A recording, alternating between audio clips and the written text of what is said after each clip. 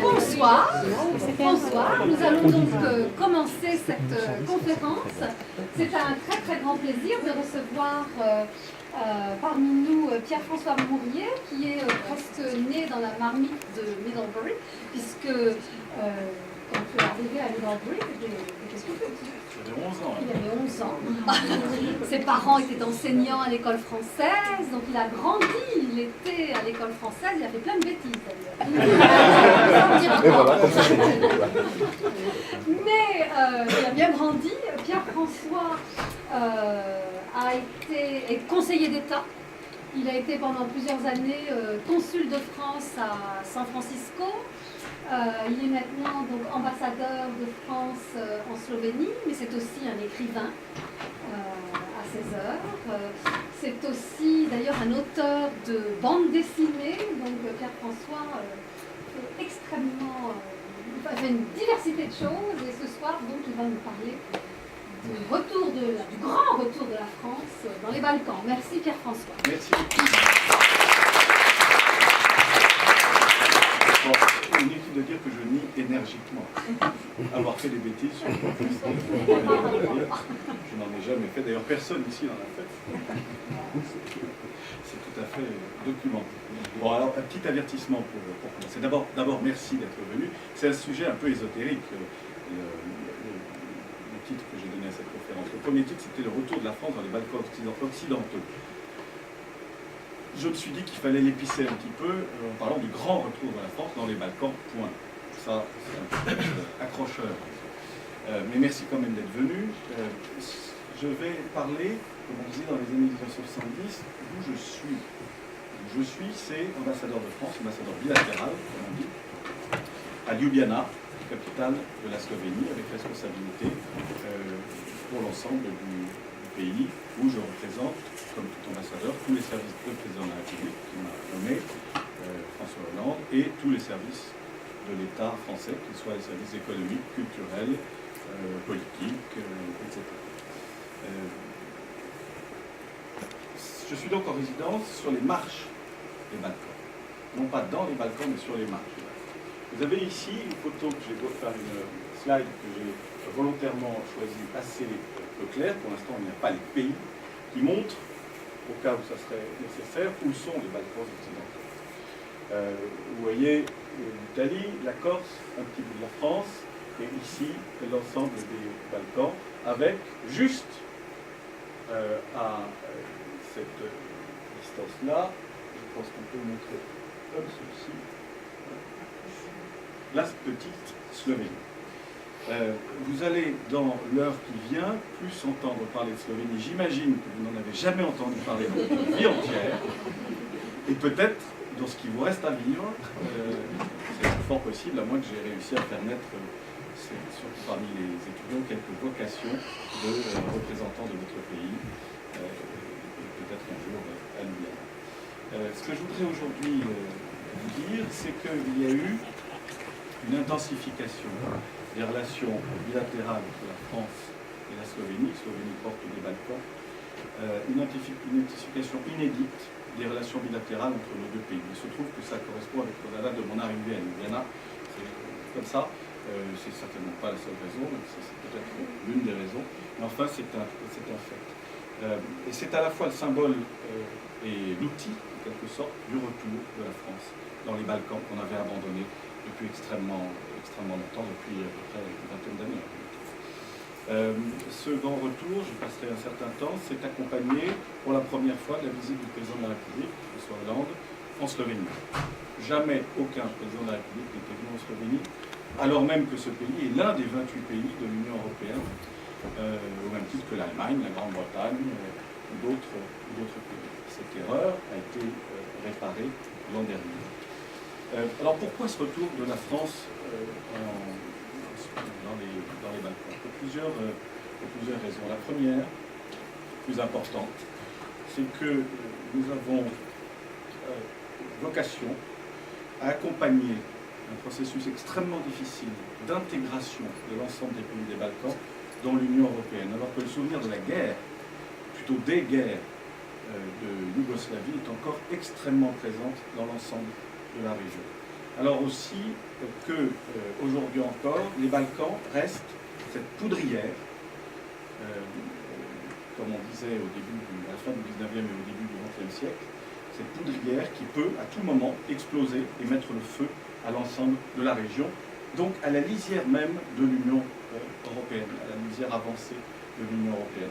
Je vous rappelle qu'il y a tout juste un siècle et un mois, le 28 juin 1914, l'archiduc François Ferdinand, qui était l'héritier de l'Empire austro-hongrois, l'archiduc François Ferdinand et son épouse ont été assassinés à Sarajevo, en Bosnie-Herzégovine, par un Serbe, qui s'appelait Gavrilo Princip, et que ça a donné le coup d'envoi de la première boucherie de l'ère moderne, c'est-à-dire la Première Guerre mondiale, guerre dont l'Europe en général et malheureusement la France en particulier ne se sont jamais totalement relevés. Et aujourd'hui encore, ce Gavrilo Princip est considéré, selon le pays d'où on le regarde, soit comme un terroriste, soit comme un héros national. Et il y a quelques semaines, lors des commémorations du centenaire à Sarajevo, où le ministre français des Affaires européennes était représenté, il y a quelques semaines, les manifestations commémoratives n'ont pas levé l'ambiguïté. Terroriste, héros, ça dépend vraiment du point de vue. Alors à l'heure où l'Amérique, votre pays, tend de plus en plus, à juste titre d'une certaine manière, à laisser l'Europe prendre ses responsabilités en Europe, dans les Balkans, à cette heure-là, la question des Balkans reste pour nous une question géopolitique absolument cruciale, et même encore plus cruciale qu'il y a quelques années. Alors, je précise enfin en préambule que sous le terme de Balkans occidentaux, et là vous avez enfin le nom du pays, et je savais que de toute façon vous saviez tous où était, comme moi avant d'aller en Slovénie, naturellement, où était l'ensemble des pays. Alors sous le terme de Balkans occidentaux, on désigne en gros les pays issus de l'éclatement de l'ancienne Confédération yougoslave, de l'ancienne Yougoslavie, qui a commencé à éclater à partir du début des années 90, c'est-à-dire par ordre alphabétique, la Bosnie-Herzégovine, la Croatie, le Kosovo, qui n'est pas encore totalement un pays, j'y reviendrai, la Macédoine, plutôt l'ancienne République yougoslave de Macédoine, Arim, le Monténégro, la Serbie, plus un pays qui n'était pas membre de l'ancienne Yougoslavie, mais qui est considéré comme faisant partie des Balkans occidentaux, l'Albanie, tout en haut. Vous voyez tout de suite que certains de ces pays sont catholiques, la Croatie, d'autres sont orthodoxes, la Serbie par exemple, et d'autres sont catholiques, orthodoxes et musulmans, comme la Bosnie-Herzégovine, ou presque exclusivement musulmans, comme l'Albanie. Et évidemment, c'est l'une des composantes non pas du problème, mais de la question balkanique. Les Balkans non occidentaux, enfin les Balkans au sens classique du terme, sont évidemment plus larges que cet ensemble. Ils comprennent en outre la Grèce, la Bulgarie, la Roumanie et une partie de la Turquie, la partie la plus occidentale de la Turquie. Alors, je vais faire, parce que je pense que ça peut être utile, une rapide, je vous rassure, rapide histoire de la Slovénie, qui est un pays injustement méconnu. Pour ceux qui ne le sauraient pas, la Slovénie est bordée par la carte, est bordée par la mer Adriatique, ici, le golfe de Trieste, à peu près 40 km de côte sur la mer Adriatique, l'Italie, l'Autriche, la Hongrie et la Croatie. Pas de frontière commune, donc avec la France. Alors vous admirez cette merveilleuse couleur verte. En vérité, cette carte est une carte du centre de crise. Le centre de crise, c'est le centre au Quai d'Orsay où on s'occupe, comme son nom l'indique, de toutes les crises dans le monde. Et en particulier, si vous devez vous voyager dans le monde, mais je pense que les États-Unis ont exactement la même chose, vous avez des cartes qui vous indiquent le degré de dangerosité du pays dans lequel vous êtes appelé à aller. Bon, le vert, ça veut dire que il n'y a aucun danger, quelque que ce soit, sauf quelques ours. Même quelques centaines d'ours, ça veut dire, certains maintenant élus domicile en France, qui étaient exportés en France. Et à part ça, voilà, on a une couleur verte du meilleur aloi. La Slovénie est souvent appelée dans la région la Suisse des Balkans. à cause de son relief montagneux, qu'on voit extrêmement bien, et à cause peut-être aussi de sa pluviométrie, qui n'a d'égal en Europe que le Danemark. Donc il pleut considérablement en Slovénie. Alors pour le voyageur qui survole pour la première fois le pays, en se posant à Ljubljana, le pays qui est aux 2 tiers occupé par des montagnes, par un relief montagneux et par des forêts, c'est la couleur verte, mais réelle, qui frappe d'abord. Une fois qu'il est posé, qu'il a passé quelques jours à Ljubljana, il comprend pourquoi le pays est si vert. C'est le vrai Green Mountain State, la Slovénie. Le Vermont n'en est qu'une pâle imitation. Je précise enfin, il n'y a pas d'exil, il y a une échelle.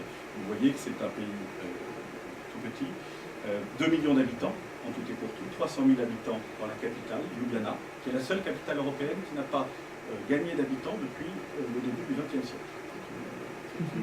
C'est un fait assez étonnant. Ça s'explique par l'allergie à l'urbanité des Slovènes, qui sont extrêmement ruraux, qui ont gardé une mentalité, disons, alpine, puisqu'on est juste bas des Alpes.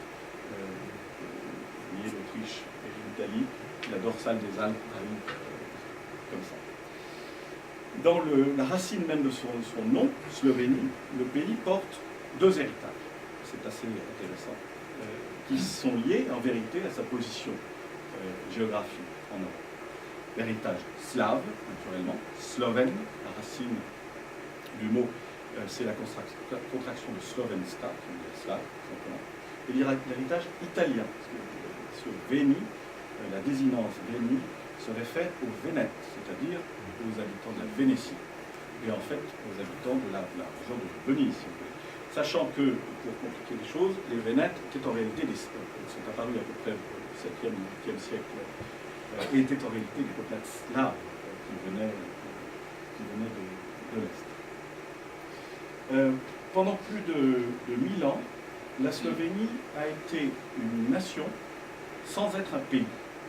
Elle avait tous les attributs de la nation, sauf la souveraineté. J'ai expliqué pourquoi. À partir du 9e siècle, je passe avant, à partir du 9e siècle, le territoire de la Slovénie actuelle est passé de main en main, comme un trophée, si vous voulez, pour se passer au gré des invasions des puissances voisines. Il pouvait s'agir des Bavarois, qui peuvent être un peu plus haut, du côté de Munich, à 300 km à peu près, de la République de Venise, qui est un peu à gauche, par ici, ou des Habsbourg.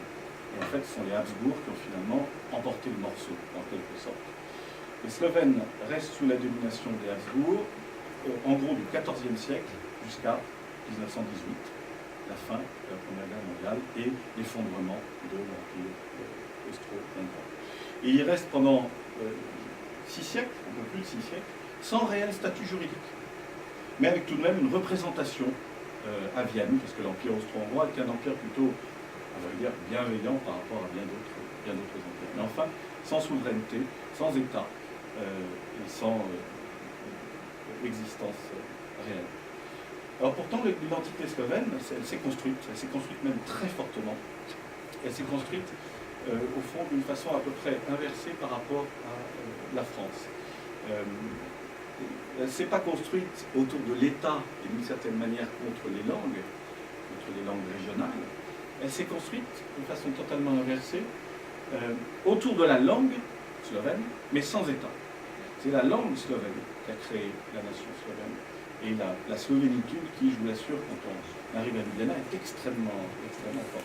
C'est un combat de plusieurs siècles, qui n'est pas d'ailleurs sans rappeler celui des Canadiens francophones pour le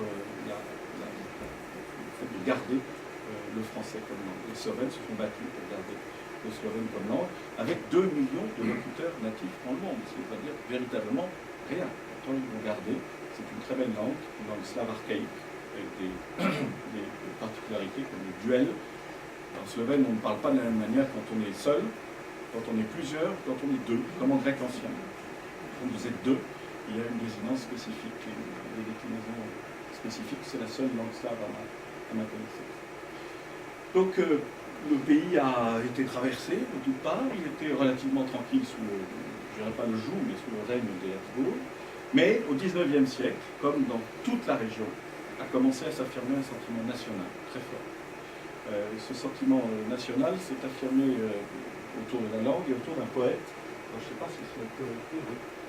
D'un poète qui est un poète majeur en vérité européen, qui s'appelle Franz Prešeren. Ce petit tilde là, ça indique que le S se prononce che, puisque les Slovènes parlent une langue slave, mais ils écrivent avec des caractères romains, ce qui oblige à certaines adaptations. Franz Prešeren, c'est le grand poète du XIXe siècle, poète romantique, qui a le premier donné ses lettres de noblesse à la langue slovène écrite. Elle était seulement parlée dans les villages, elle est désormais écrite. Son poème le plus célèbre qui s'appelle Toast na zdravie, pour ceux qui connaissent le russe, ça doit vous rappeler quelque chose. Ce poème est devenu l'hymne national, et le jour de Prešeren est un jour férié. C'est bien un pays qui a un poète comme héros plutôt qu'un militaire ou qu'un ancien chef de l'État, je trouve ça plutôt sympathique. Dernière petite chose sur l'histoire, la France en Slovénie jouit d'une réputation enviable à cause de ce qu'on a appelé les provinces illyriennes.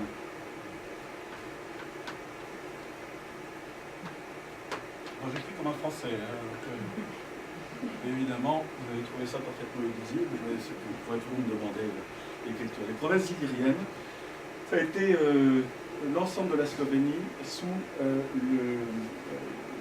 la férule de l'empereur Napoléon Ier, qui avait conquis cette partie de l'Empire austro-hongrois pendant quelques années, entre 1809 et 1813.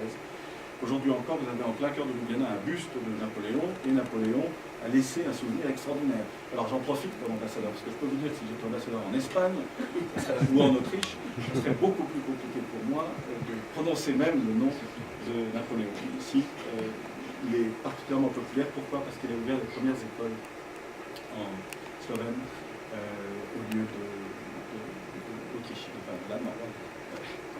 Donc ça, c'est une petite particularité intéressante.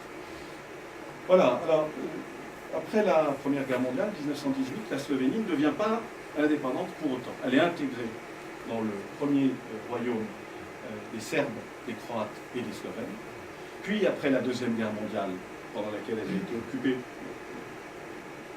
très brutalement par les forces nazies, après la Première Guerre mondiale, elle est intégrée dans la Confédération yougoslave, c'est-à-dire, la carte que je vous ai montrée tout à l'heure, cet ensemble complètement baroque qui ne devait pas tenir, qui n'aurait jamais dû tenir d'une certaine manière, et qui pourtant a tenu plus de 50 ans, parce que, quoi qu'on puisse penser de l'homme par ailleurs, il y avait un génie politique qui s'appelait le maréchal Tito, vous avez certainement entendu parler, à sa tête.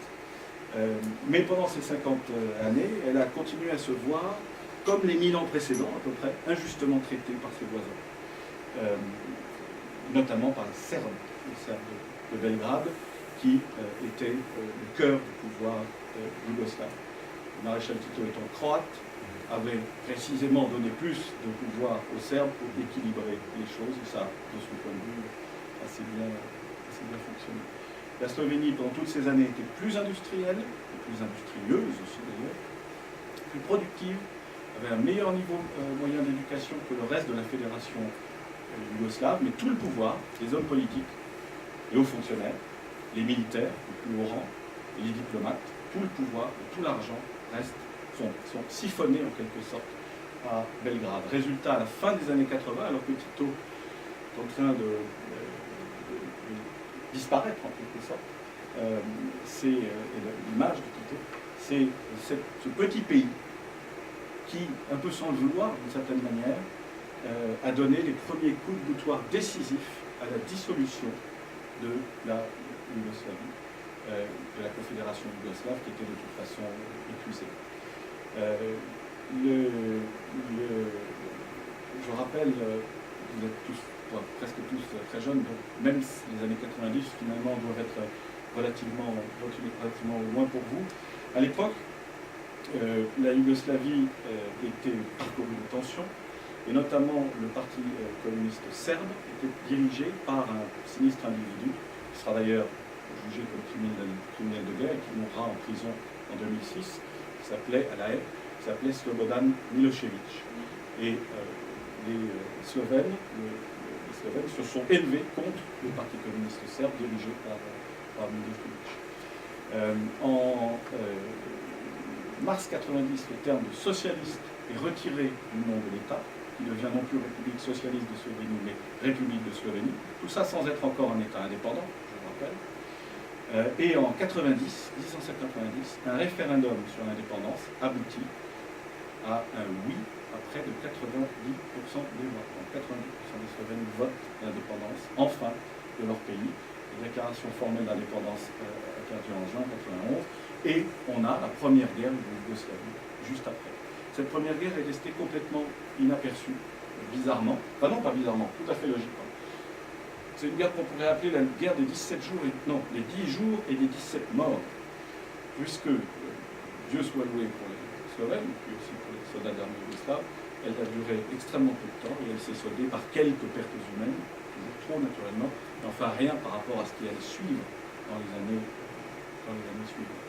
Mais n'empêche, cette guerre de 10 jours et des 17 morts a donné le coup d'envoi à l'effondrement dans le château de cartes de la Confédération yougoslave. Et la Slovénie, sans le vouloir, malgré elle, a enclenché un processus absolument terrifiant dans l'ensemble des Balkans occidentaux, processus auquel elle seule, quasiment, et paradoxalement, a échappé. Je vais quand même dire quelques mots, en particulier pour les plus jeunes d'entre vous, sur cette guerre de Yougoslavie, plutôt sur ces guerres de Yougoslavie, pour nous rafraîchir à tous la mémoire, parce que ça reste, pour l'instant, on ne sait pas ce qui va se passer en Ukraine, évidemment, mais ça reste, pour l'instant, la plus grande tragédie européenne de ce dernier demi-siècle. Ces guerres, elles ont été menées au départ, comme en Slovénie, pour maintenir l'unité de la Yougoslavie, mais en réalité, elles sont devenues extrêmement rapidement, presque instantanément, des guerres nationalistes. Des guerres nationalistes aussi brutales et sanglantes que toutes les guerres nationalistes qui avaient été menées auparavant, et en particulier la Première Guerre mondiale. En gros, les visions des nationalistes serbes de Belgrade s'opposaient frontalement au nationalisme croate de Zagreb, avec respectivement le président dont j'ai déjà parlé, Slobodan Milošević, et puis du côté croate, le président Franjo Tudjman. Je vais écrire là aussi parce que si vous voulez l'écrire à la droite, il faut l'écrire comme ça. Le D barré étant le son je, Franjo Tudjman. Bon, il n'y avait vraiment pas l'un pour racheter l'autre, en quelque sorte. Ils étaient tous les deux ivres de pouvoir, à moitié fous, et ont mené leur pays sur les mots anglais qui me viennent, comme je parle tout le temps en anglais naturellement, je ne faut pas que je brise le pledge, ça serait vraiment pas tout au bord de l'effondrement complet. Et ces guerres furent donc des guerres nationalistes, ce furent aussi, vous le savez certainement, des guerres ethniques et des guerres religieuses entre orthodoxes, catholiques et musulmans. Et tout ça à la fin du XXe siècle. Il y a à peine, la dernière guerre yougoslave, c'est terminé il y a à peine 15 ans. C'est absolument incroyable. Elles se sont étendues de 1991 à 2001 et elles furent tout simplement les plus meurtrières en Europe depuis la fin de la Seconde Guerre mondiale. Le bilan humain de ces guerres, c'est une estimation, on ne saura jamais vraiment pour toute guerre, est compris entre 200 000 et 300 000 morts. Là, aux frontières de l'Europe, chez nous. Elles se sont accompagnées de 1 à 2 millions, là non plus les statistiques ne sont pas claires, de personnes déplacées, qui ont pour certaines perdu à jamais leur pays, leur maison, leur famille, leurs amis, et qui sont devenus des déracinés dans toute l'Europe, bien plus loin, compris naturellement aux États-Unis. Ça a été aussi le premier, j'espère le dernier, mais ça, tout le monde peut le dire, le premier conflit à caractère génocidaire en Europe depuis la fin de la Seconde Guerre mondiale. Et beaucoup des principaux personnages clés, dont ceux dont j'ai parlé, de ces guerres, ont été poursuivis pour crimes de guerre. Je vous rappelle les principales étapes. La première, c'est la guerre de Croatie, 1991-1995, qui a opposé la République de Croatie, autoproclamée et nouvellement indépendante, à l'armée populaire yougoslave et et c'est ça qui a compliqué les choses, à une partie des Serbes de Croatie. Parce que naturellement, dans tout ce pays, tous les peuples sont complètement mêlés. Vous avez des Bosniens en Slovénie, vous avez des Slovènes en Serbie, vous avez énormément surtout de Serbes, de Croates, de Bosniens, qui vivaient tous dans une harmonie qui avait l'air forte en Bosnie-Herzégovine et en Croatie. En tout cas, la guerre de Croatie se termine avec une vraie victoire de la Croatie, une victoire militaire, absolument indiscutable. La Croatie a rempli ses objectifs qui avaient été définis au début de la guerre, qui étaient l'indépendance et la préservation des frontières. Mais à quel prix? Je ne sais pas si l'un d'entre vous a déjà visité la Croatie, mais on voit encore les stigmates de la guerre dans certains endroits. Le quart de l'économie croate a été détruit pendant cette guerre. La Croatie, c'est un pays de 4 millions d'habitants, comptait en tout cas en Europe. Et l'ONU estimait les dégâts à peu près une quarantaine de milliards de dollars, c'est pas rien.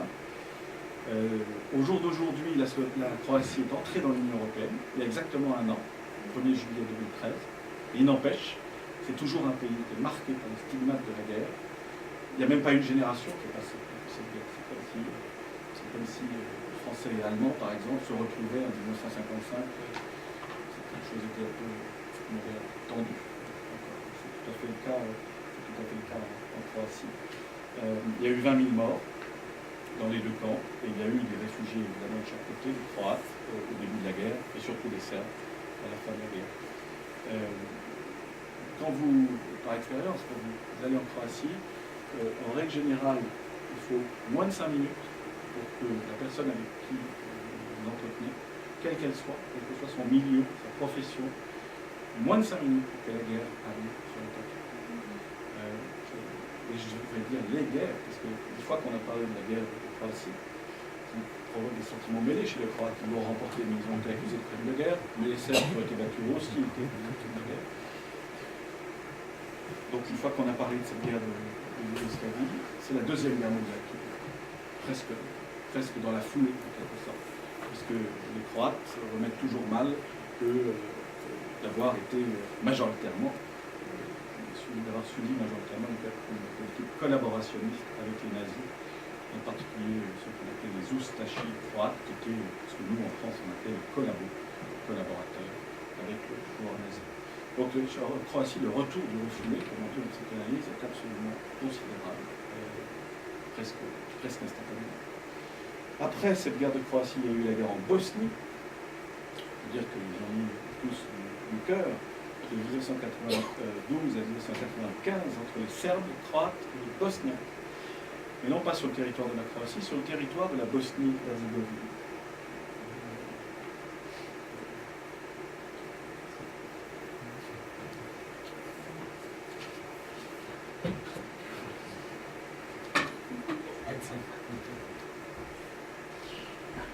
Ça vous apprend l'humilité de venir à Milosborg. Chez moi, dans mon cours, c'est un de mes étudiants.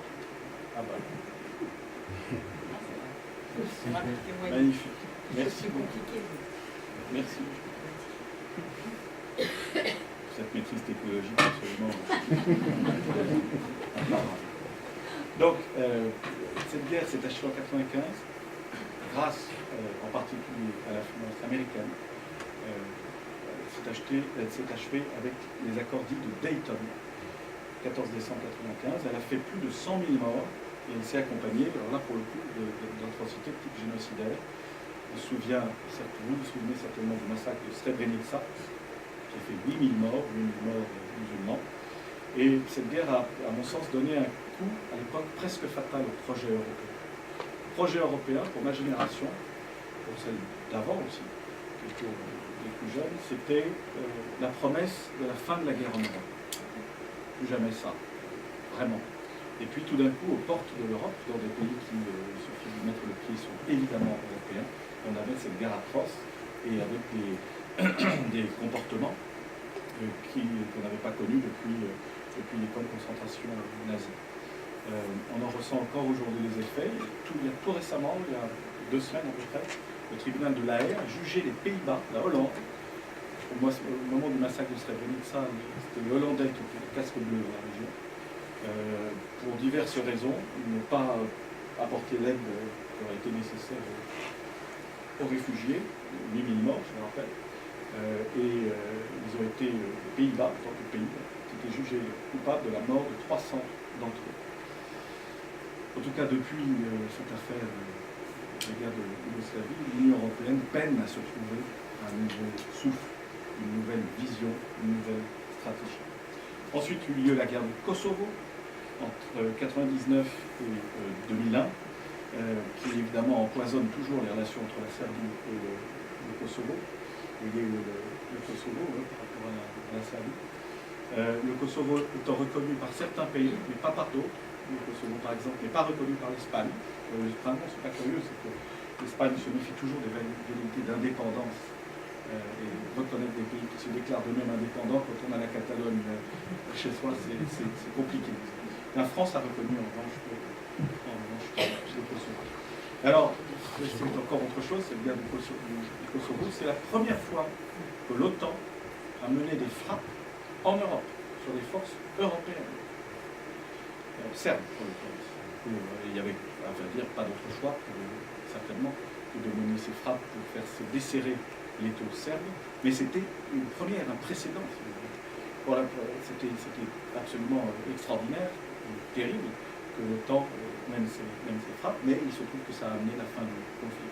Aujourd'hui encore, les Serbes sont, disons, extraordinairement hostiles à l'OTAN. C'est bien les seuls d'ailleurs dans la région, pour des raisons que vous pouvez imaginer.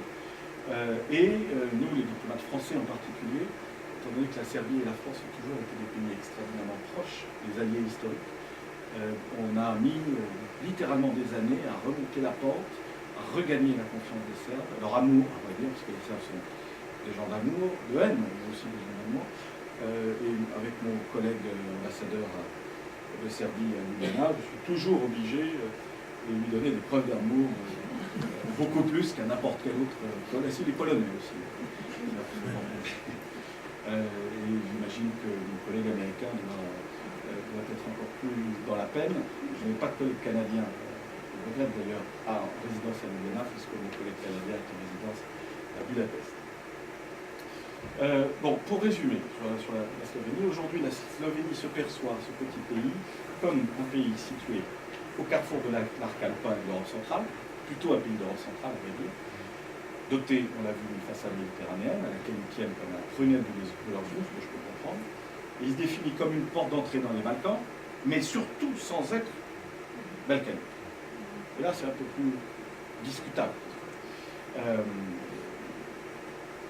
Ce qui est vrai, c'est que, comment dirais-je, ce pays a, au moment de la tragédie ex-yougoslave, au moment des guerres de Yougoslavie, ce pays a donné aux observateurs des raisons d'espérer. Ça a été, pendant plus de 20 ans, depuis son indépendance jusqu'à 2008, disons, le début de la crise, ça a été l'élève modèle de la nouvelle classe européenne, des nouveaux pays arrivant et frappant à la porte de l'Union européenne. Ça a été d'abord l'élève modèle de l'intégration économique des pays dits en transition. Ils ont inventé quelque chose d'assez génial. Un économiste slovène, qui s'appelle José Menzinger, qu'on connaît très bien et qui est un esprit remarquable, a inventé un modèle de transition économique qui aurait pu être utilisé dans bien d'autres pays. Le modèle de transition économique qui a été utilisé dans les pays de l'Est, notamment en Pologne, en République tchèque, en Slovaquie, c'est le modèle de Jeffrey Sachs, le modèle de la Banque mondiale. C'est un modèle extraordinairement brutal de libéralisation instantanée, presque instantanée, qui a fonctionné. C'est vrai que la Slovaquie aujourd'hui est un pays avec un boom économique. La Pologne, avec ses 40 millions d'habitants, est un pays de nouveau compte économiquement dans le monde, mais qui a occasionné des souffrances aux populations posteriori tout à fait considérables, avec la disparition en gros de l'État social dans des pays qui étaient hyper socialisés, puisque c'était des pays du bloc communiste.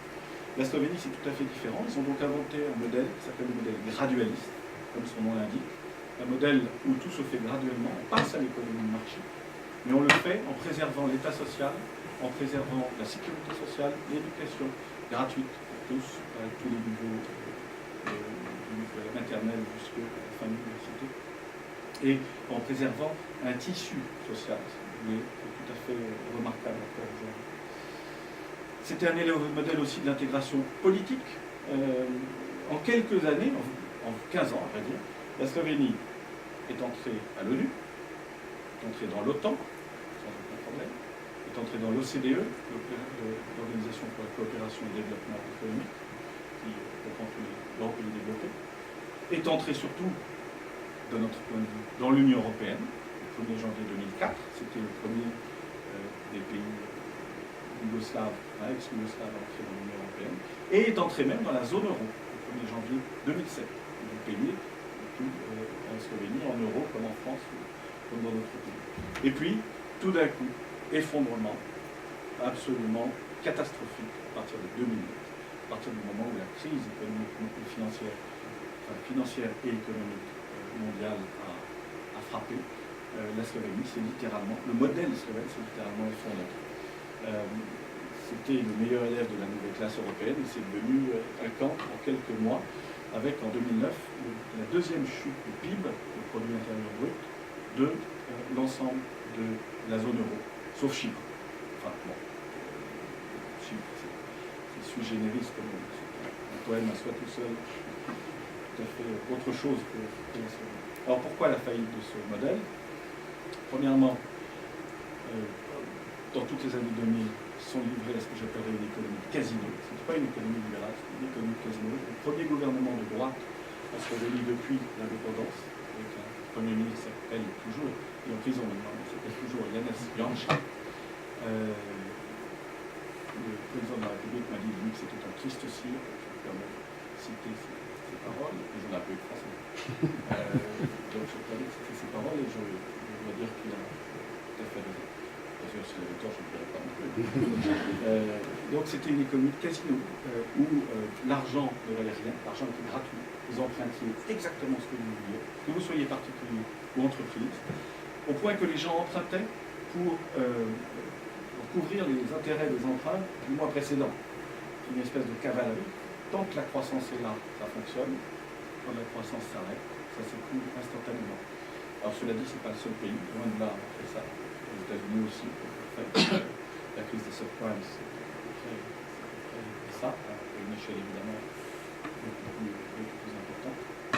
Mais la différence entre la Slovénie et les États-Unis, c'est 348 millions d'habitants contre 350 d'un côté et 2 de l'autre, c'est-à-dire une absence absolument totale de profondeur de marché. Tout l'argent était à crédit.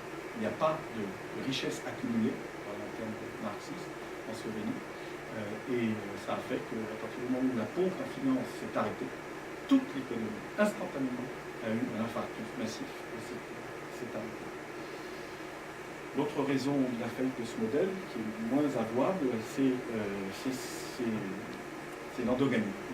C'est le fait que quand vous n'avez que 2 millions d'habitants, littéralement, tout le monde se connaît. Littéralement. Ljubljana est la seule capitale que je connaisse où on se promène dans la rue chaque jour et on voit des visages connus, non pas seulement des visages des gens qu'on rencontre chaque jour, mais des gens qu'on connaît. Ça n'arrive jamais à Paris, ça n'arrive jamais à New York, ça peut m'arriver à Edinburgh, mais c'est quand même assez rare pour une capitale. Donc il y a une endogamie très très forte. Tout le monde est cousin de tout le monde et tout le monde se nomme à tous les emplois. Et comme l'économie slovène est encore à 50% publique, vous imaginez bien que quand vous nommez quelqu'un pour des raisons, je ne sais pas, des raisons de compétence à la tête d'une grande entreprise, ça ne donne pas des résultats fantastiques. C'est ce modèle-là aussi qui s'est effondré en 2000. Alors, cela dit, parlons un peu des relations bilatérales entre la France et la Slovénie. Quand je suis arrivé, elles étaient vraiment complexes parce qu'il y avait de nouveau M. Janša, dont je vous ai parlé tout à l'heure, c'était son second gouvernement, toujours de droite, naturellement, et c'était un gouvernement qui était assez, même très hostile à la politique française, pour 2 raisons. La première, c'est que venait d'arriver en France un gouvernement socialiste et social-démocrate, François Hollande, qui évidemment n'a pas les mêmes idées que M. Janša. Et la deuxième, c'est qu'il y a de toute façon dans tous ces pays, à droite, un tropisme, disons, germano-américain extrêmement marqué. La droite slovène, la droite croate, slovaque, polonaise, etc., sont toujours plus proches des positions allemandes et des positions américaines que des positions françaises ou italiennes, ou espagnoles. Donc c'était une arrivée un petit peu compliquée dans un pays qui était très sympathique, pas d'hostilité, mais c'était relativement difficile de travailler. Et puis en très peu de temps, après mon arrivée, tout a changé. Il y a eu l'élection d'un nouveau président de la République, le président de la République de Slovénie qui s'appelle aujourd'hui Borut Pahor, dont vous entendrez parler à un moment ou à un autre parce que c'est, je trouve, un homme politique de grand talent et de grand avenir. Il a tout juste 50 ans et c'est certainement l'un de mes meilleurs interlocuteurs. C'est la Slovénie, donc vous ne pouvez pas imaginer, surtout vous, Américains, mais même nous, Français, à quel point les choses sont différentes. Borut Pahor, quand il a été élu, je l'ai invité à dîner à la résidence. Il est venu dîner au petit comité, enfin tout petit comité, à la résidence. Le ambassadeur à Washington aurait du mal à inviter le président américain à venir dîner à la résidence, même s'il s'entend particulièrement bien. Et puis même, de toute façon, je n'ai pas besoin d'inviter à la résidence, parce que quand je vais chercher un film pour des filles au vidéoclub, on se retrouve au vidéoclub. Il est tout seul, sans garde du corps, à pied, en short, s'il avait une façon jogging. Enfin voilà, c'est ça la Slovénie. Pour un ambassadeur, c'est merveilleux, parce qu'on a un accès immédiat à l'ensemble du personnel politique jusqu'au pouvoir. En février 2013, donc il y a tout juste un an, le gouvernement de M. Janša, après l'élection du président de la République, de façon concomitante, est tombé, et c'est une équipe de centre-gauche qui est arrivée au pouvoir en Slovénie, menée par une dame qui s'appelle Alenka Bratušek, dont vous risquez aussi d'entendre parler, parce qu'il n'est pas impossible, si en tout cas ce qu'elle souhaite arrive, qu'elle soit la future commissaire européenne de son pays, dans la nouvelle Commission européenne qui va être nommée incessamment. Donc, nouveau gouvernement de centre-gauche, d'une certaine manière, la Slovénie a retrouvé s'est rapproché plutôt de son centre de gravité historique, qui est un centre de gravité social-démocrate. Et l'équipe au pouvoir, désormais, même si on va changer les semaines qui viennent, est beaucoup plus sensible à la vision qu'entend porter la France en Europe, notamment. En gros, notre vision, elle est simple. Évidemment, il faut balayer devant notre porte, il faut être sérieux, il faut assainir nos finances publiques. Il faut donc de la rigueur, pas de l'austérité, mais de la rigueur. Mais il faut aussi trouver les moyens de la croissance. La rigueur sans la croissance, le patient sera guéri, mais il mourra guéri si on ne trouve pas les moyens de croître. Autre de nos convictions sur la scène européenne, le besoin urgent d'une Europe sociale que la Commission Barroso a totalement oubliée pendant des années. Et donc nous espérons que la Commission Juncker, qui aura certainement un commissaire français parmi elles important, Pierre Moscovici, et nous espérons que cette commission tiendra le plus grand compte. Ils sont sensibles aussi à nos initiatives en Europe pour favoriser l'emploi des jeunes. C'est le fléau européen, le chômage des jeunes, qui est beaucoup plus important que celui des adultes ou des seniors. Juste pour la Slovénie, on a pu calculer en 2012 qu'il y a environ 8000 jeunes entre 18 et 25 ans qui ont quitté le pays. Si vous faites le rapport pour trouver le chiffre français, il faut multiplier par 32, ça fait 250 000 jeunes français qui seraient partis la même année, ou encore 1,4 million de jeunes américains qui auraient quitté le territoire américain en un an. C'est catastrophique. Alors, donc, je passe assez rapidement parce que je voudrais vraiment qu'on puisse discuter ensuite. On a renforcé considérablement depuis un an le contact bilatéral. Lorsque je suis arrivé en 2009, il n'y avait pas eu de ministre français en Slovénie depuis...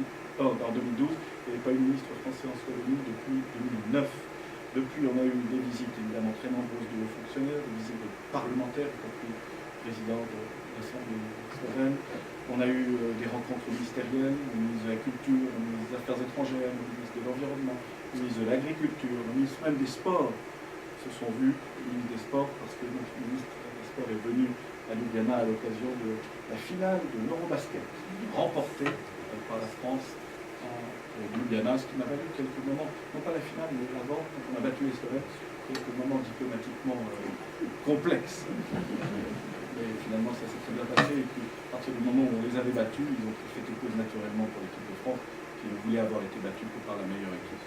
Et finalement, à la fin, contrairement au football, où à la fin c'est les Allemands qui gagnent, là, à la fin, c'était les Français qui ont gagné.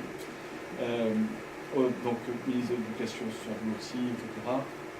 Et enfin, on a eu, je l'ai dit, la première visite officielle du président de la République en Slovénie en juillet, il y a exactement un an, en juillet 2013, à l'occasion de la relance d'un processus dont vous entendrez parler si vous vous intéressez à la question des Balkans, qui s'appelle le processus de Brdo. Brdo étant un château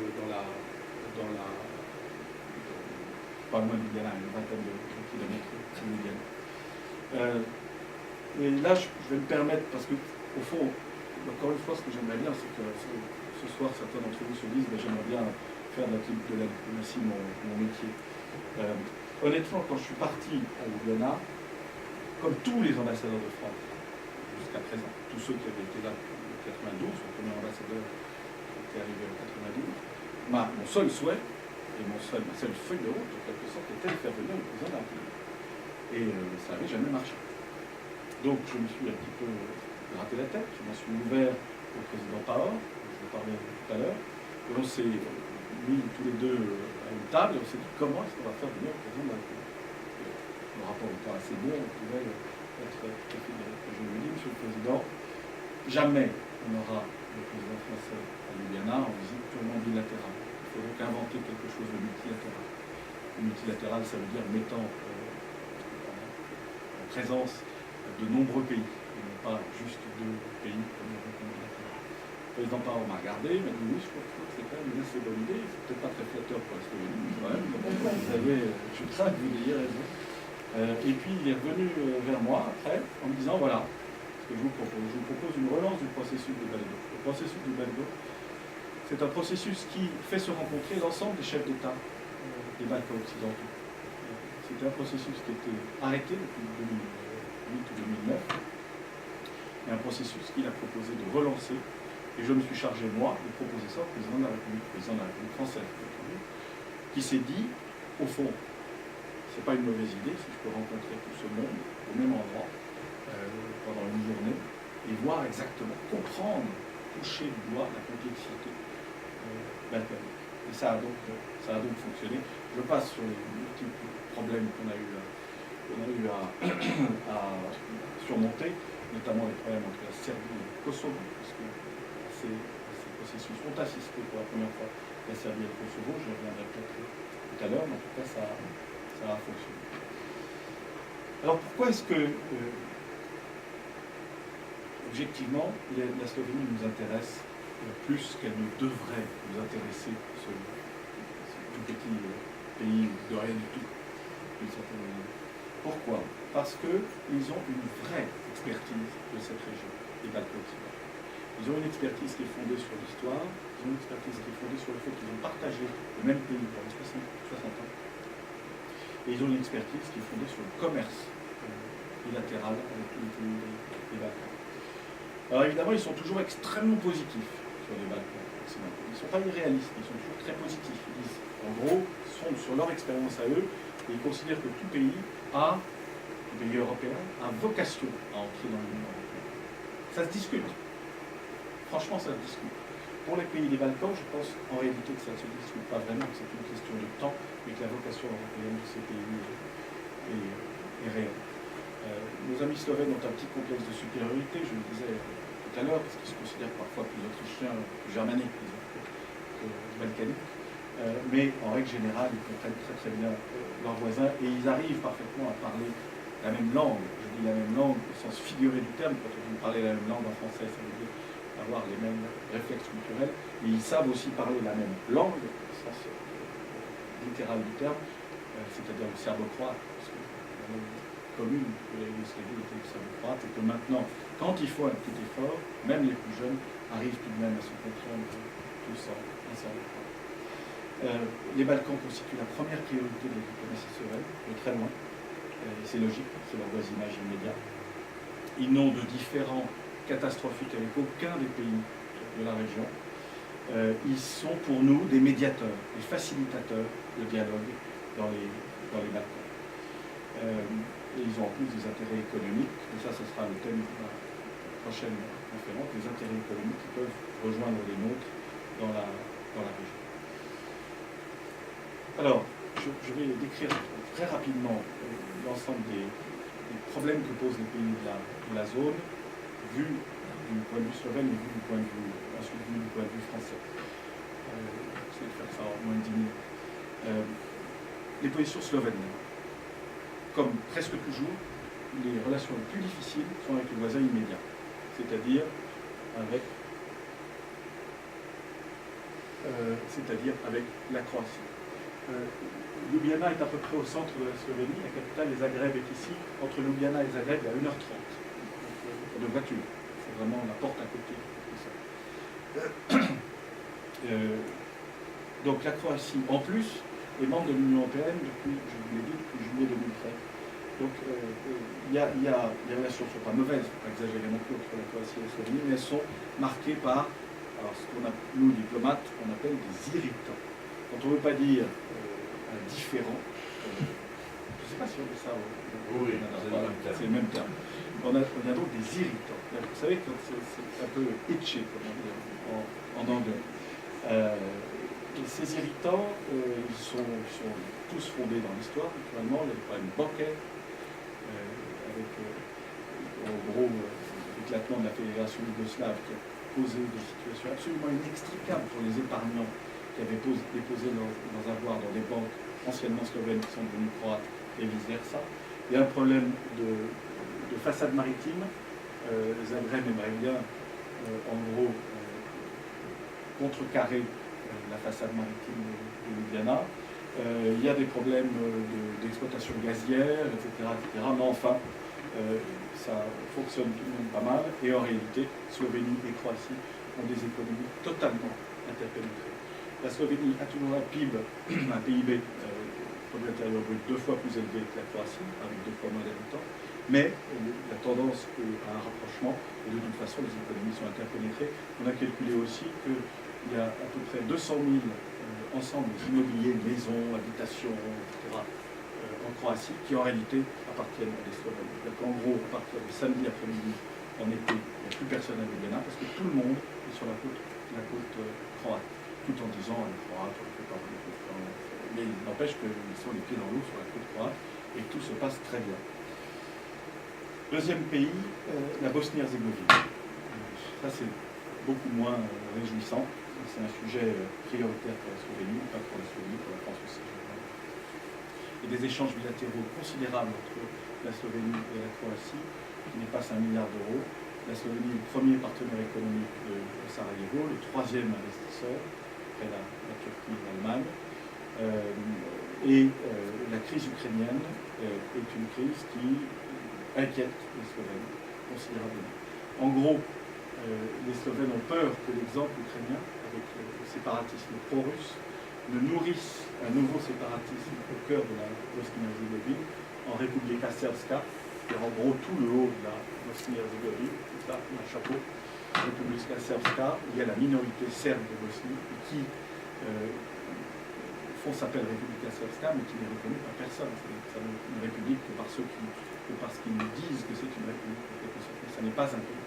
Il n'empêche qu'on a des craintes, les Slovènes ont des craintes, qui ont l'air assez étayées par le service secret, très fortes de futur séparatisme de la République srpska. Alors ce que nous disent les Slovènes, c'est qu'il va y avoir des, on sait, bien sûr, il va y avoir des élections en Bosnie-Herzégovine, des élections présidentielles en Bosnie-Herzégovine à l'automne. Il faut surtout ne rien dire avant, mais après, il faudra saisir le laps de temps pendant lequel il y aura une nouvelle équipe qui sera arrivée et essayer de leur présenter une perspective européenne et de leur présenter une sorte de feuille de route pour une accession, je ne sais pas quand, à l'Union européenne. Là-dessus, nous, on est beaucoup plus prudents que les Européens, j'y reviendrai. La Macédoine, ça, ce que vous avez tout en bas. La Macédoine, je devrais pas dire la Macédoine. Encore une fois, je devrais dire ancienne République yougoslave de Macédoine, à Rime. Pourquoi? Parce que, malgré le fait qu'on a tous énormément, et les Américains aussi énormément aidé la Macédoine depuis des années, ce pays est toujours comment dirais-je, dans un état un peu d'infantilisation, en quelque sorte.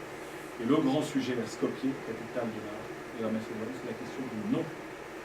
Les Grecs, qui se considèrent comme les seuls vrais Macédoniens, ne veulent pas que la Macédoine s'appelle Macédoine. Et les Macédoniens, évidemment, n'ont qu'une seule envie, c'est de s'appeler Macédoine, et peut-être même d'ailleurs d'annexer un petit peu la partie grecque de la Macédoine, qui est au-dessous, qui est en lien. À tel point, ça c'est tous les Balkans, hein, à tel point que à Skopje fleurissent les statues d'Alexandre le Grand pour enrager les Grecs, pour les énerver. Le président Ivanov, qui est un homme assez sympathique de Morand, n'a qu'une seule envie, c'est de mettre des statues tout plus rocambolesques les unes que les autres à Skopje et un peu partout en Macédoine. Donc ce pays nous semble assez mal parti pour l'instant. Alors même qu'il y a 10 ans, il était plus en avance par rapport à notamment la Bosnie ou à d'autres pays. Plus d'optimisme chez les Slovènes en revanche pour la Serbie, depuis 1 an à peu près, grâce en particulier à l'action de Mme Ashton, qui est la haute représentante, en gros la ministre des Affaires étrangères de l'Union européenne. La Serbie a accepté de faire des pas considérables vis-à-vis du Kosovo. Alors c'est toujours très compliqué. Hein. Quand on a fait le processus de Berdo, j'ai passé littéralement des heures à discuter avec ma collègue kosovare, qui est maintenant à Bruxelles, et mon collègue serbe, pour essayer de faire en sorte qu'on arrive à mettre kosovare et serbe à la même table. Donc il ne fallait pas de drapeau. Personne n'a mis de drapeau, même pas nous les Français. Il ne fallait pas de nom de pays. Donc on a rusé, on a mis les noms des chefs d'État, et pas les noms des pays, etc. Tout ça a été vraiment, c'est ça la diplomatie aussi. Il faut, le ministère allemand des Affaires étrangères, toujours extrêmement organisé, a calculé qu'un diplomate passe 27% de son temps à attendre, simplement à attendre. Ce qui est quand même presque un tiers. Hein. Il faut avoir une vie intérieure riche dans notre équipe. Et puis le reste à travailler naturellement. Mais je peux vous dire que parfois ce travail tout de même autour de choses qui ont l'air futiles et qui malheureusement ne le sont pas parce que les symboles en diplomatie et en politique sont évidemment tout à fait capitaux. Donc on est plutôt optimiste enfin les Slovènes sont plutôt optimistes sur la Serbie. Il faut dire aussi qu'ils ont des liens économiques énormes par rapport à la taille de leur pays avec la Serbie. J'ai oublié de vous dire que le produit intérieur brut de la Slovénie tout entière, c'est 35 milliards d'euros. Le budget de Paris, c'est autour de 20 milliards d'euros. Pour donner un ordre d'idée. Donc c'est tout petit. C'est une économie petite, mais performante. Kosovo, enfin. Alors là, la Slovénie est très présente. Elle est présente au sein de ce qu'on appelle le KFOR, la force de l'ONU, toujours au Kosovo, pour assurer la sécurité du Kosovo. Elle a plus de 300 soldats, ce qui est beaucoup pour un petit pays. Et en plus, son ancien ministre des Affaires étrangères, qui s'appelle Samuel Bogar, est le haut représentant de l'Union européenne à Pristina, la capitale du Kosovo. Ça a été pour eux une reconnaissance de leur expertise balkanique extrêmement forte. Ils sont très actifs, en particulier sur la question de la suppression des visas. Suppression des visas pour les Kosovars, de façon qu'ils puissent circuler librement en Europe. Mais enfin, ils sont quand même relativement sceptiques et ils ont raison sur la construction de l'état de droit. Vous ne pouvez pas imaginer à quel point l'état de droit est un concept assez abstrait quand vous êtes à Pristina. De même d'ailleurs, il l'est aussi au Monténégro. Alors le Monténégro, c'est encore autre chose, 600 000 habitants, c'est la plus petite république de la région, et en gros, c'est tenu par une famille qui occupe toutes les fonctions du président pompiste, en passant par le chef du casino. C'est tout à fait étonnant. Là aussi, l'état de droit est quand même assez malmené, même s'il y a, vous voyez, la façade maritime qui est tout à fait extraordinaire, même s'il y a un potentiel de développement touristique considérable. Alors qu'est-ce qu'on pense, nous, les Français, de tout ça? Encore une fois, aux États-Unis, en gros, à peu près depuis l'arrivée du président Obama, nous ont fait comprendre de façon très claire que les États-Unis souhaitaient se désengager de l'Europe et que c'était à nous de le faire. pas français seulement, hein, mais à l'Union européenne de le faire. Il se trouve que la France a un poids dans l'Union européenne, d'abord un peu économique, puisque c'est la deuxième puissance évidemment de l'Union européenne, mais surtout un poids politique et militaire. Et donc, quand le nouvel équilibre des responsabilités se dessine, on est par construction un peu en première ligne. On avait été très échaudé au temps du président Mitterrand par la guerre de Yougoslavie, où on n'avait pas toujours fait les meilleurs choix pour des raisons historiques et pour des raisons de proximité, notamment, je l'ai dit tout à l'heure, avec les Serbes. Et donc on a laissé pendant 20 ans cette région un peu loin de nous, sans nous en occuper. Or, j'espère que vous l'avez compris, c'est vraiment une poudrière potentielle au cœur de l'Europe. Ma conviction, j'y crois, la conviction de la diplomatie française, de notre ministre, Léon Fabius, c'est qu'il faut, quoi qu'il en soit, offrir un horizon européen à tous ces pays. Encore une fois, quand vous vous promenez dans tous les pays des Balkans, vous n'avez aucun doute que vous êtes en Europe. De même d'ailleurs qu'en Turquie, mais enfin ça c'est une autre question, et là je m'exprime à titre personnel, et non pas au nom de la diplomatie française. Mais en tout cas, dans les pays des Balkans occidentaux, il n'y a absolument aucun doute. Il faut offrir un horizon européen à tous ces pays, tout en étant absolument inflexible dans le principe. Quand on fait des négociations avec des pays qui rejoignent l'Union européenne, on ouvre ce qu'on appelle des chapitres. Une trentaine de chapitres, qui sont tous consacrés à un sujet particulier, notamment pour ces pays-là, les chapitres État de droit, justice, organisation, corruption. Ces chapitres-là sont extrêmement importants. Donc il faut leur offrir un horizon, mais il ne faut pas non plus leur dire demain on rase gratis, vous rentrerez en Europe et tout ira bien. Non, vous rentrerez en Europe si vous faites tel ou tel pas. C'est ce qu'a fait la Slovénie, extrêmement rapidement. C'est ce qu'a fait la Croatie, qui est maintenant dans l'Union européenne, même si elle n'est pas dans la zone Schengen. C'est-à-dire que, je vous le dis, y compris à mes collègues français, n'espérez pas passer en Croatie comme si vous étiez encore en zone Schengen. Malgré le canard enchaîné il y a 15 jours, la Croatie n'est pas en zone Schengen. Donc, vous aurez besoin de présenter un titre de voyage, un passeport, une carte d'identité pour passer en Croatie. Donc la Croatie a prouvé qu'elle pouvait le faire aussi, alors même qu'elle relevait d'une guerre tragique il y a moins de 15 ans. Certains pays sont plus avancés que d'autres. On est d'accord avec les Slovènes pour dire que les Serbes sont très avancés, paradoxalement, parce que vraiment, ce n'était pas évident il y a quelques années. La position sur la question kosovare était tellement brutale qu'on pensait que ça n'évoluerait jamais. Et en plus, c'est le président Nikolic, qui est un président nationaliste, qui a fait évoluer le plus les choses. Comme quoi, c'est souvent les faucons, comme vous le savez, qui font bouger les choses plus que les colons, même s'ils ne le veulent pas, plutôt poussés par les faits. L'Albanie est pas mal, est plutôt en bonne position. Elle a maintenant, depuis quelques semaines, un statut de candidate à l'Union européenne. Donc, elle va rentrer dans l'Union européenne. Je ne sais pas quand elle va rentrer.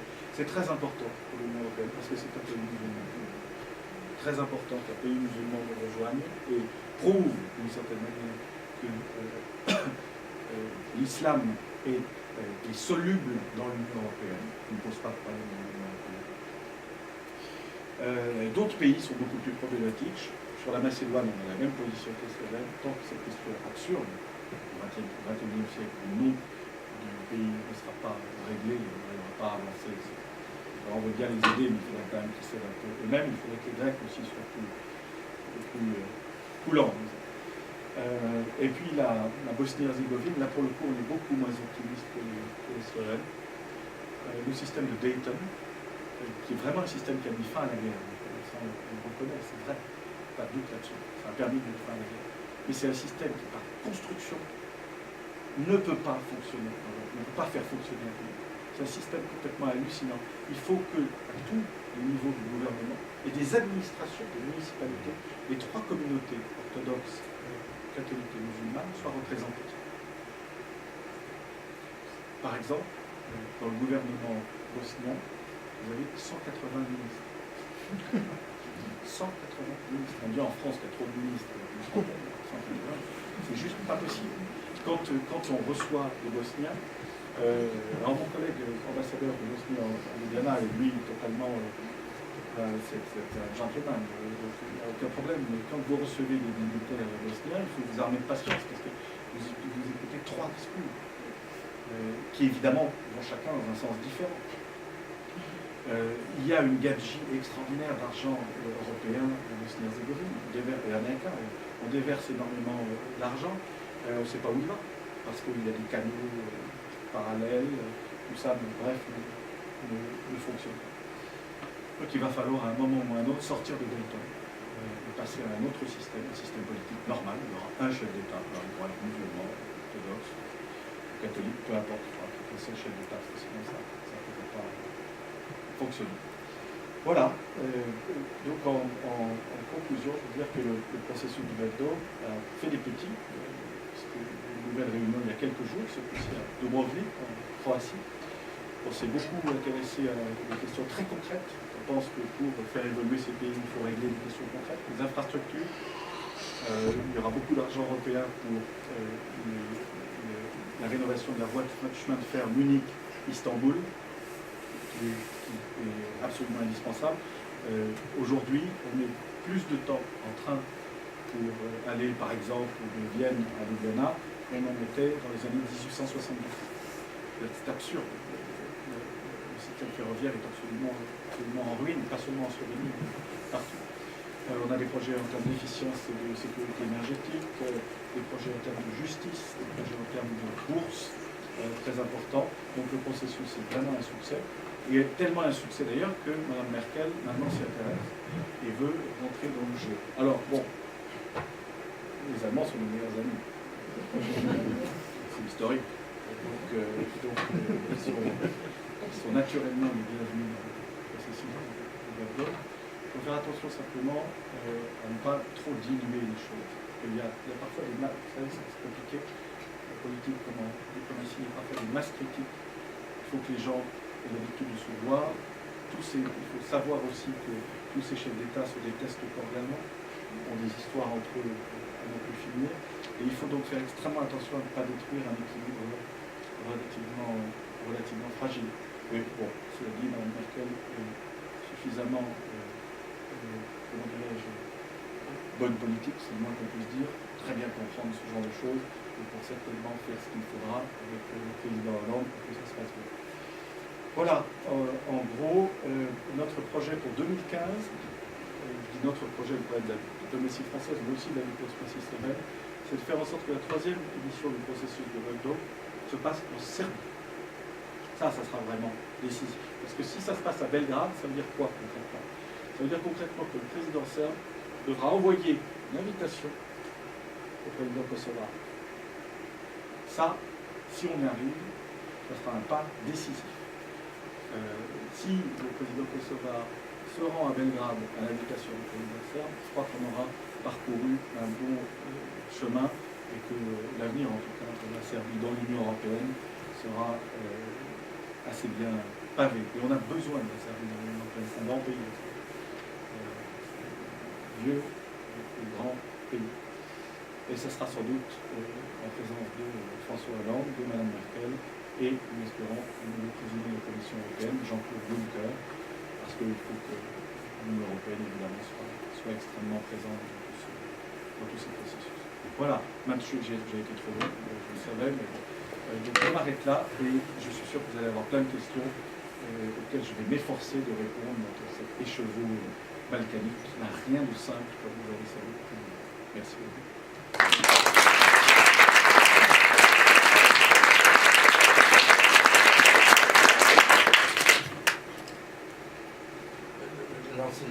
Je voudrais poser une question sur les relations de la Slovénie avec l'Italie et l'Autriche. La Slovénie est terre d'empire, comme vous l'avez bien souligné, mais est-ce qu'il y a des frictions avec l'Italie? Alors, historiquement, oui.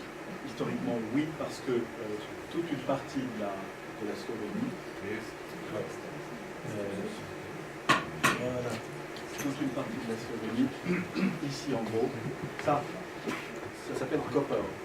Mais non, c'est Capodistrie. Tout ça, Portoroge, ça s'écrit en italien Portoroge. C'est l'italien.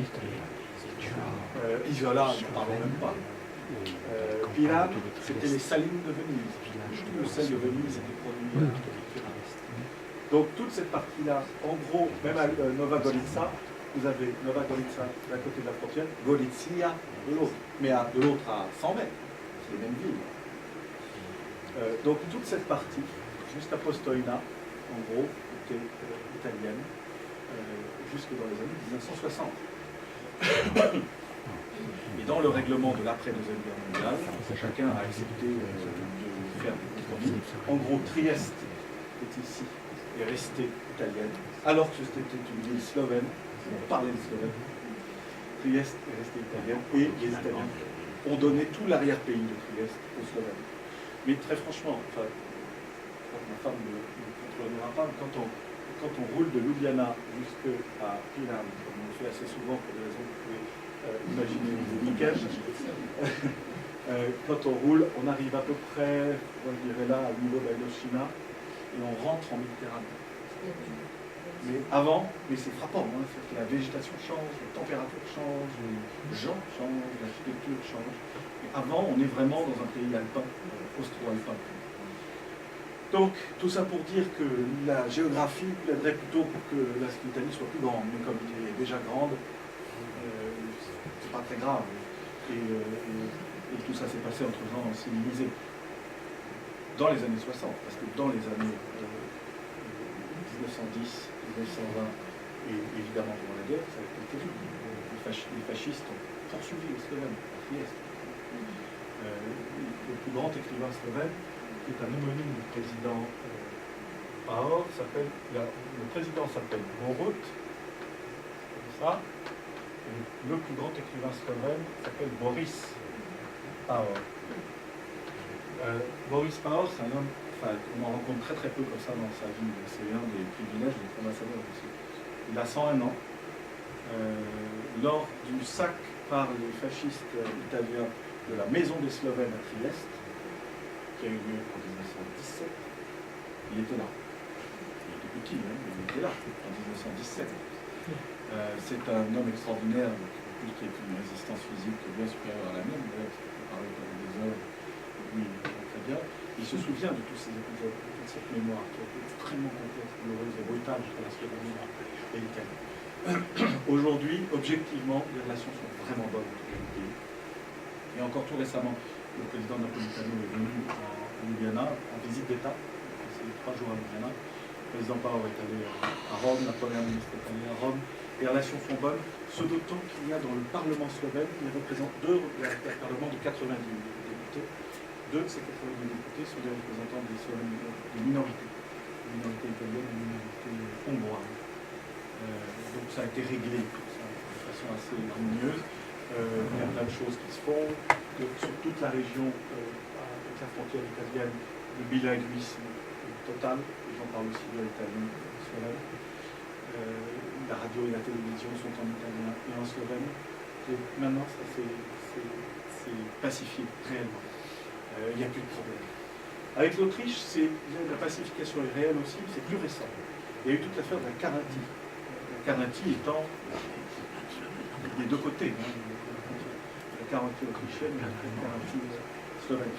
Donc ça a pourri les relations entre la Slovénie et l'Autriche pendant des décennies, littéralement. Ce d'autant que le gouverneur de Karaty était le sinistre, récemment, le Jörg Haider, fasciste autrichien. Donc évidemment, la minorité slovène de Karaty autrichienne n'était pas vraiment en meilleur de s'inviter avec M. Haider et ses sbires. Maintenant, c'est un social-démocrate qui a été élu gouverneur de Karaty. Il y a pour la première fois une Slovène au Parlement de Karaty. Et les relations sont à peu près plus que normalisées, sont même excellentes, avec un nombre de travailleurs frontaliers considérable, dans un sens surtout les Slovènes qui vont travailler en Autriche parce que les salaires sont plus élevés, même si les salaires slovènes sont à peu près au niveau européen moyen, hein, mais quand même en Autriche les salaires sont plus élevés.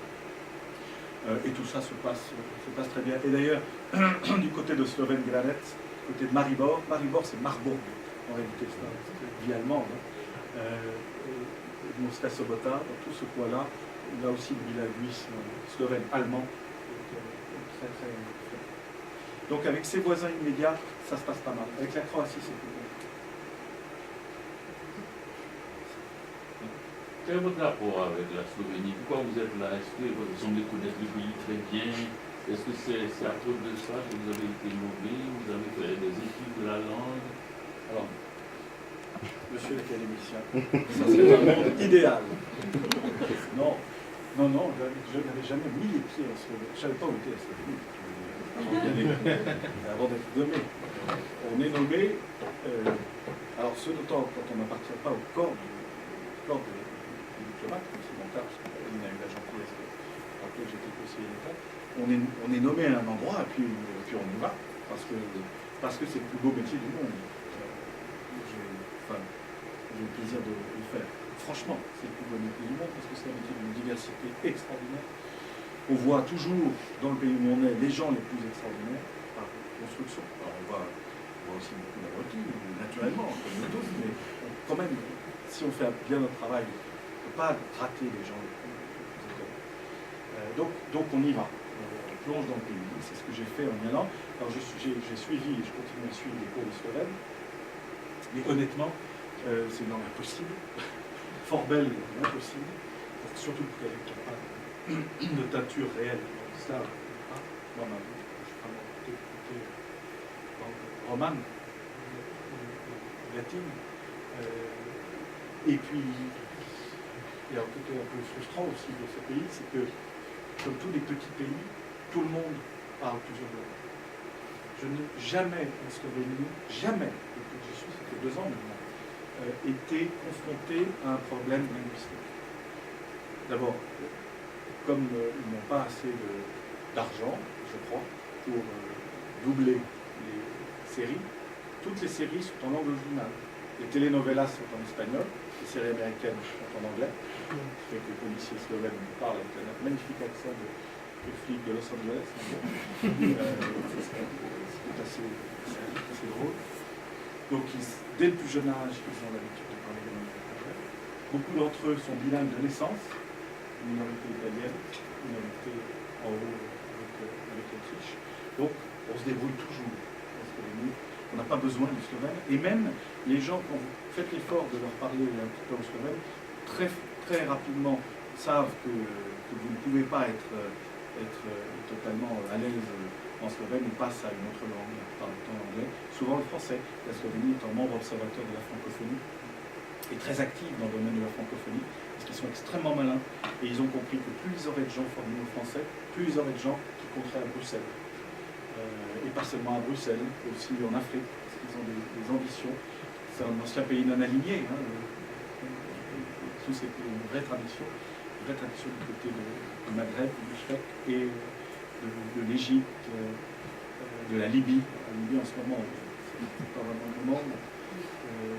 Donc il faut des efforts extraordinaires pour développer leur plurilinguisme. Et comment je connais le pays? Parce que c'est mon travail. Parce que c'est un pays. Moi, chaque fois que j'ai été en poste quelque part, que ce soit quand j'étais vraiment tout jeune à New York, ensuite à San Francisco, ensuite à Ljubljana, vous me direz que j'ai plutôt eu de la chance. J'en suis bien conscient dans des pays de résidence, mais à chaque fois, on se prend de passion. Ou alors, je crois franchement, si on n'aime pas le pays dans lequel on est, il faut changer de métier. Il faut aussi être, comment dirais-je, ne pas se voiler la face. Il ne faut surtout ne pas être victime de ce que moi j'appelle, en déplaçant le terme de syndrome de Stockholm. Il ne faut pas prendre pour argent comptant évidemment ce que l'on vit dans le pays, mais vous ne pouvez pas être en résidence dans un pays si vous ne l'aimez pas. Vous n'avez pas quelque chose avec ce pays. Et il se trouve que je crois que tous les pays, en gros, sauf quelques cas particuliers liés aux conditions de sécurité, tous les pays, évidemment, un intérêt extraordinaire. Si on fait ce métier, je ne sais pas pour vous, mais si moi j'ai choisi un peu sur le tard d'ailleurs ce métier, c'est parce que c'est un privilège extraordinaire de travailler en dehors de son propre pays, de représenter son propre pays en dehors de ce pays. C'est un privilège extraordinaire d'abord parce qu'on voit des choses fascinantes, c'est un privilège extraordinaire aussi parce qu'on voit son propre pays avec des yeux complètement différents. On le défend d'ailleurs plutôt mieux quand on est à l'extérieur que quand on est à l'intérieur, je crois. Je ne sais pas si j'ai répondu vraiment à... Le temps de passage, c'est combien? C'est 4 ans? 3 à 4 ans. C'est assez? Oui. Oui, parce que plus nous stockholmiserait. On finirait par être trop slovène, trop anglais, trop américain. Donc je pense que c'est un bon choix. D'ailleurs, la plupart des diplomaties dans le monde ont fait ce type de choix, sauf certains pays pour des raisons financières qui laissent les gens plus longtemps parce que ça coûte trop cher. Et je crois que c'est une bonne nouvelle. Du point de vue du Quai d'Orsay. Dans tout ton exposé sur les Balkans, tu as très peu parlé de l'Albanie, sauf pour nous dire que maintenant c'est un pays candidat pour l'Europe. Comment est considérée l'Albanie par les autres pays du Balkan? Quelle est sa situation maintenant?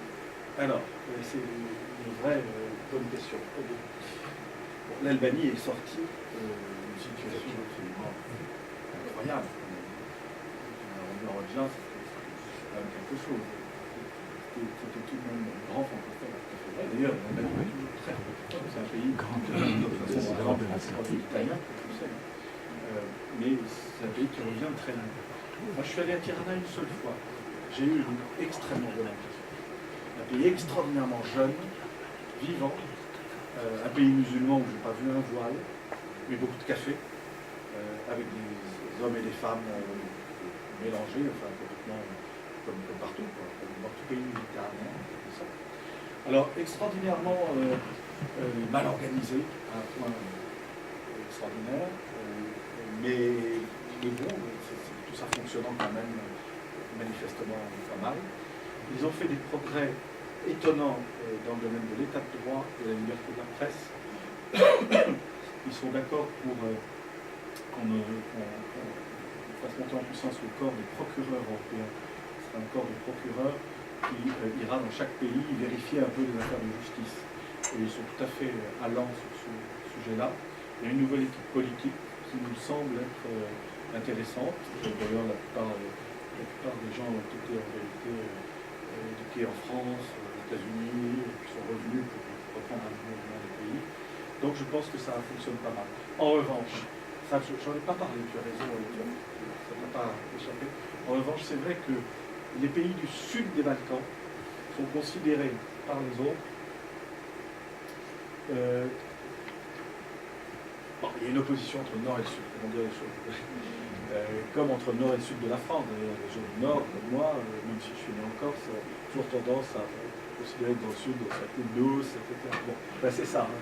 Les Slovènes, les Croates et un petit peu les Serbes ont tendance à considérer que les Bosniens, Monténégrins, surtout les Monténégrins, et tout ce qui est en dessous, c'est pas des gens très très sérieux, c'est un peu laisser aller. Bon, bref, il y a un peu de racisme dans cette région aussi.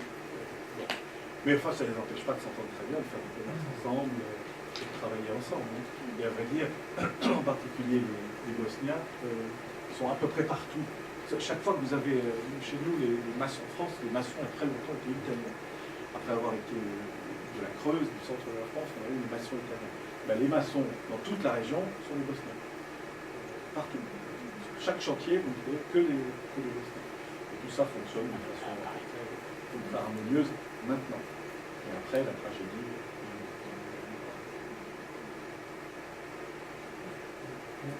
Pardon. On voit bien comment le retrait américain laisse la place dans les quasi mécanique et naturelle à l'Union européenne et à une puissance européenne.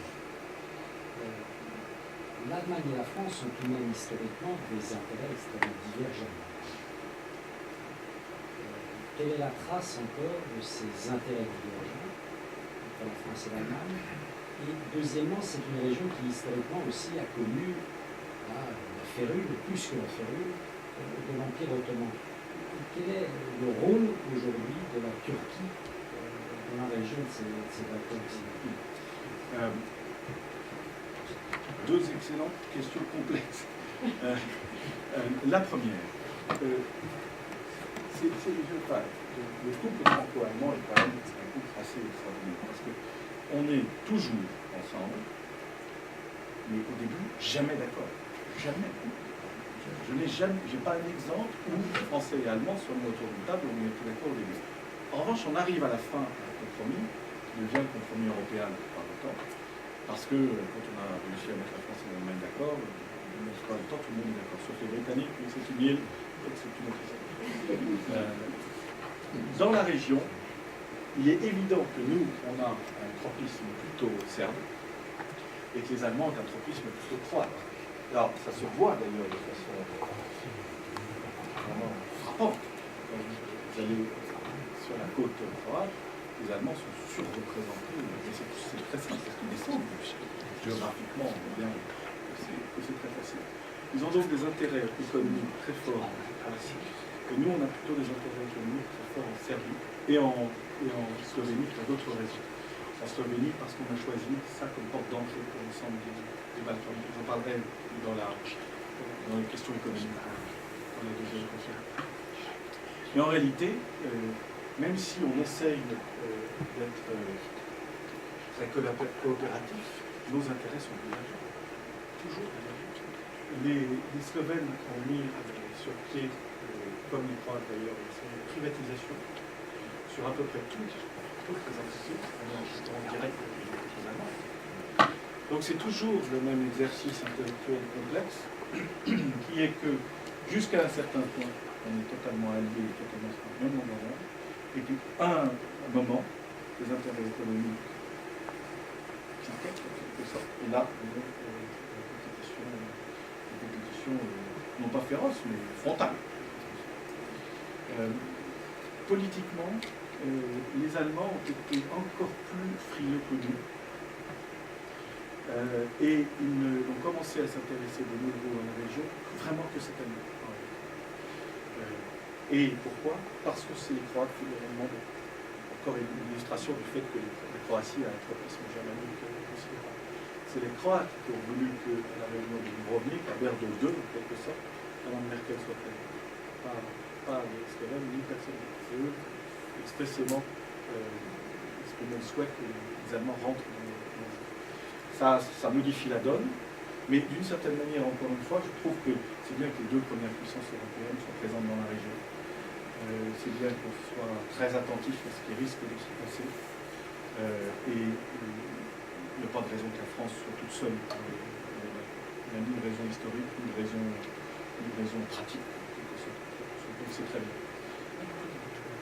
Non, c'est pas une non, parce que quand même c'est le pays.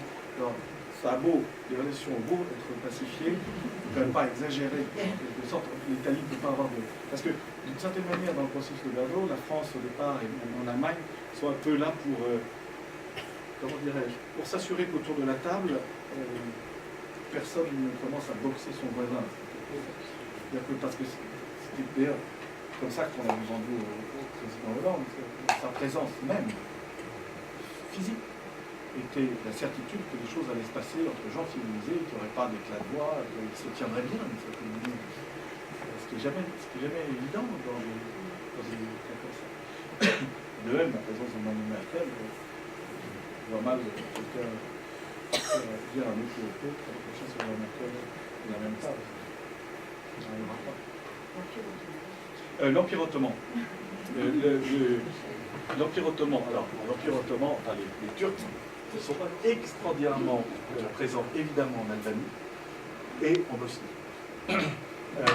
Mais en réalité, ils sont présents pour ils sont devenus le premier investisseur en Albanie, ça fait des années, et ils sont devenus le premier investisseur, c'est plus récent en Bosnie Herzégovine. Avant le premier investisseur, c'était les Slovènes en Bosnie Herzégovine. Ils sont été dépassés par les Turcs. Les Turcs donc font beaucoup d'entrisme économique. Chaque fois qu'ils le peuvent, ils ouvrent un vol Turkish Airlines, à peu près partout. En revanche, ils font très peu, enfin ils ne font pas du tout de prosélytisme religieux, absolument. Ce qui n'est pas le cas de certains autres pays du Golfe notamment, qui sont très présents, en particulier en Bosnie-Herzégovine. Le Qatar est présent en Bosnie-Herzégovine, mais aussi l'Arabie Saoudite. Là, c'est plus problématique.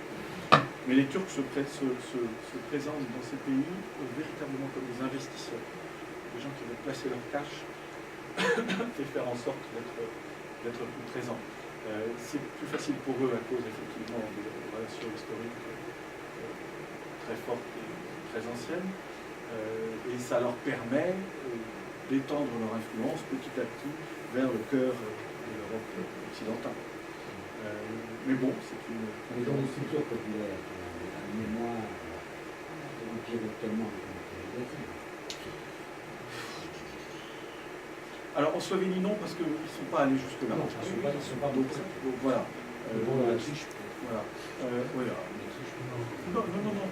Mais en revanche, Croatie, Serbie en particulier, la mémoire est... Mais enfin, c'est quand même une mémoire maintenant très ancienne. D'une certaine façon, moi j'ai l'impression que ça me donne, c'est que les guerres récentes d'ex-Yougoslavie ont effacé tout autre problème historique. C'est extrêmement prégnant. Et bon, l'Empire ottoman, c'est une vieille histoire d'une certaine façon. Et maintenant, il n'y a pas d'hostilité. Je n'ai jamais remarqué dans ce pays d'hostilité nette à la Turquie en tant que Turquie. Il y a, encore une fois, une espèce de, comment dirais-je, de condescendance vis-à-vis notamment vis-à-vis de la Bosnie-Herzégovine, en Serbie, et en Croatie. Il n'y a pas d'hostilité vis-à-vis de la Turquie palpable. Je pense à ce roman, là, Un pont sur la Véna. Oui. Qui est terrible. Là encore, c'est quand même la mémoire de c'est la guerre qui est présente. Et puis, comment dirais-je, moi j'ai vraiment l'impression que dans ces pays des Balkans, d'une certaine manière, encore une fois, il n'y a même pas une génération qui est passée, ça a écrasé tout le reste. Tous les autres différents, toutes les mémoires historiques complexes. Et ça a écrasé aussi le fait qu'ils ont été dans 60 ans assez heureux ensemble, sans problème véritable. Et que musulmans et orthodoxes en particulier ont vécu eux pendant des siècles dans des maisons d'à côté. C'est la même tragédie que le Liban il y a 30 ans. C'est des choses... Ouais. Au niveau énergétique et la dépendance des pays de la Russie, est-ce que ça fait peser l'influence russe dans la géopolitique, dans la politique économique? Oui, considérable. Alors évidemment d'abord sur la Serbie. La Serbie c'est le monde orthodoxe, le monde cyrillique. Là, l'influence de la Russie est considérable. Mais même en Slovénie, moi je l'ai bien vu dans la période récente sur la crise ukrainienne, ils sont extraordinairement prudents. Pourquoi? Parce que vous avez raison de parler d'énergie. Le gazoduc South Stream va passer normalement par la Slovénie, va passer par la Hongrie et la Slovénie pour atterrir une partie en Italie et une partie en Croatie. Pour les Slovènes, c'est très important ce gazoduc. Nous, on est en train de construire une très grosse centrale, la plus grosse centrale de la région thermique, au charbon. Propre. C'est une abuse, une sorte de Alstom, ça ne peut être que propre. Et ça contribuera à l'indépendance énergétique de la Slovénie, mais ça ne suffit pas. Ils ont besoin du gaz, tous ces pays ont besoin du gaz. Donc, il se pose, en tout cas pour les Slovènes, il se pose là encore une espèce de médiateur ministre des Affaires étrangères slovène, Karl Erjavec s'entend très bien avec Fabius, vraiment très bien. En plus, il est francophone, parce qu'il est né en Belgique. Et il a dit à plusieurs reprises à Fabius, écoute Laurent, vraiment Sergueï Lavrov, le ministre russe des Affaires étrangères, tu le connais, c'est ce qu'il est, mais on ne peut pas dire que ce soit un mauvais diplomate, c'est absolument vrai. On ne peut pas ne pas écouter les Russes, il faut prendre leur point de vue, avoir leur point de vue en compte, etc. Toutes choses qui sont vraies. Il est évident que le point du point de vue des Russes, ça fait absolument aucun doute. Mais ils sont un peu gênés aux entournures vis-à-vis de la Russie. Moins les Slovènes que les Serbes. Les Serbes, là, ça peut... Et moins que la Republika Srpska en Bosnie-Herzégovine, qui, encore une fois, selon la façon dont la crise ukrainienne va se développer, risque d'avoir des velléités d'indépendance de nouveau qui peuvent déboucher là, sur n'importe quoi, y compris sur le guerre.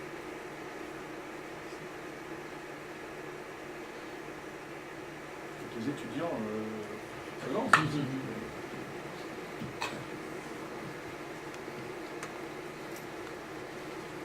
Vous avez parlé des intérêts des puissances régionales. Et est-ce que la Chine a aussi un intérêt pour ça? Oui. Je ne connais pas de pays où la Chine n'est pas d'intérêt. Non, c'est vrai. C'est d'ailleurs normal. C'est dans combien de temps? Dans moins de 10 ans, la Chine sera la première puissance économique mondiale. Donc la Chine est un pays mondial. Elle s'intéresse à la Slovénie. Elle s'intéresse pourquoi à la Slovénie? Pour une raison très simple. Vous avez ici Koper, le port de Koper. Le port de Koper, le port de Trieste et le port de Rijeka, qui est à peu près ici, sont trois ports sur l'Adriatique majeurs. Le port de Trieste est tout le temps en grève. Pardon, mais c'est vrai. Le port de Rijeka a des infrastructures qui sont encore au-dessous des normes européennes. Le port de Koper, lui, est parfaitement opérationnel aux normes européennes. Ce que voudraient les Chinois, c'est acheter le port. Qui est public pour l'instant. Non mais, il se trouve que nous aussi, on voudrait acheter. Ça ne choque pas, c'est tout à fait normal. Et pourquoi? Parce que quand vous venez, je le sais parce qu'on a fêté les 10 ans de présence d'une société française qui s'appelle CMA-CGM, qui est la deuxième société de transport maritime du monde, il y a quelques semaines à Koper. À Koper débarquent toutes les pièces de voitures nécessaires à la construction des Kia et des Hyundai qui sont construites là-haut en Slovaquie. Tout ça remonte par le train, dans des conditions d'ailleurs difficiles parce que sur une longue partie il n'y a qu'une seule voie, enfin bon, tout ça remonte par le train et est construit en Slovaquie pour avoir des voitures coréennes et qui soient des voitures européennes. Donc c'est une entrée, une artère vraiment extrêmement importante. Et en vérité, le port de Koper, il n'est pas en compétition avec les ports de l'Adriatique, il est en compétition avec les ports du Nord. Il est en compétition avec Hambourg, Anvers, un peu avec Le Havre, avec tous ces ports-là. Parce que quand vous partez de Corée, parce que c'est les Coréens qui nous envoient leur voiture, au moins autant que les Japonais, quand vous partez de Corée, vous pouvez choisir deux routes. Vous pouvez choisir la route qui arrive par le nord de l'Europe et la route qui arrive par l'Adriatique. La route de l'Adriatique, c'est 10 jours de mer de moins.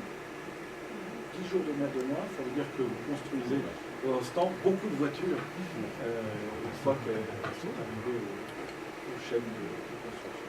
C'est absolument stratégique. Et les Chinois veulent donc le port de Koper. Ils veulent aussi l'aéroport de Ljubljana, qui va être privatisé. Ça ne me choque pas parce que nous on le veut aussi. Le port de Koper. Et puis aussi sans doute l'aéroport de Maribor, le deuxième aéroport de pays. En gros, la stratégie chinoise, dans ces pays qui sont aux marges de l'Union européenne, mais dans l'Union européenne et au cœur de la zone euro, la stratégie chinoise est très intelligente. Elle est de prendre pied, comme un peu dans un cheval de Troie, pour ensuite, donc il y aura aucun problème de Paris-Douanier, pour entrer par là jusqu'au cœur de l'Interland germanique, et puis sur la gauche jusque en Italie, en France. Donc oui, les Chinois sont très intéressés. Ils ont racheté le Pirée. Comment? Ils ont racheté le Pirée, absolument. C'est leur premier grand achat.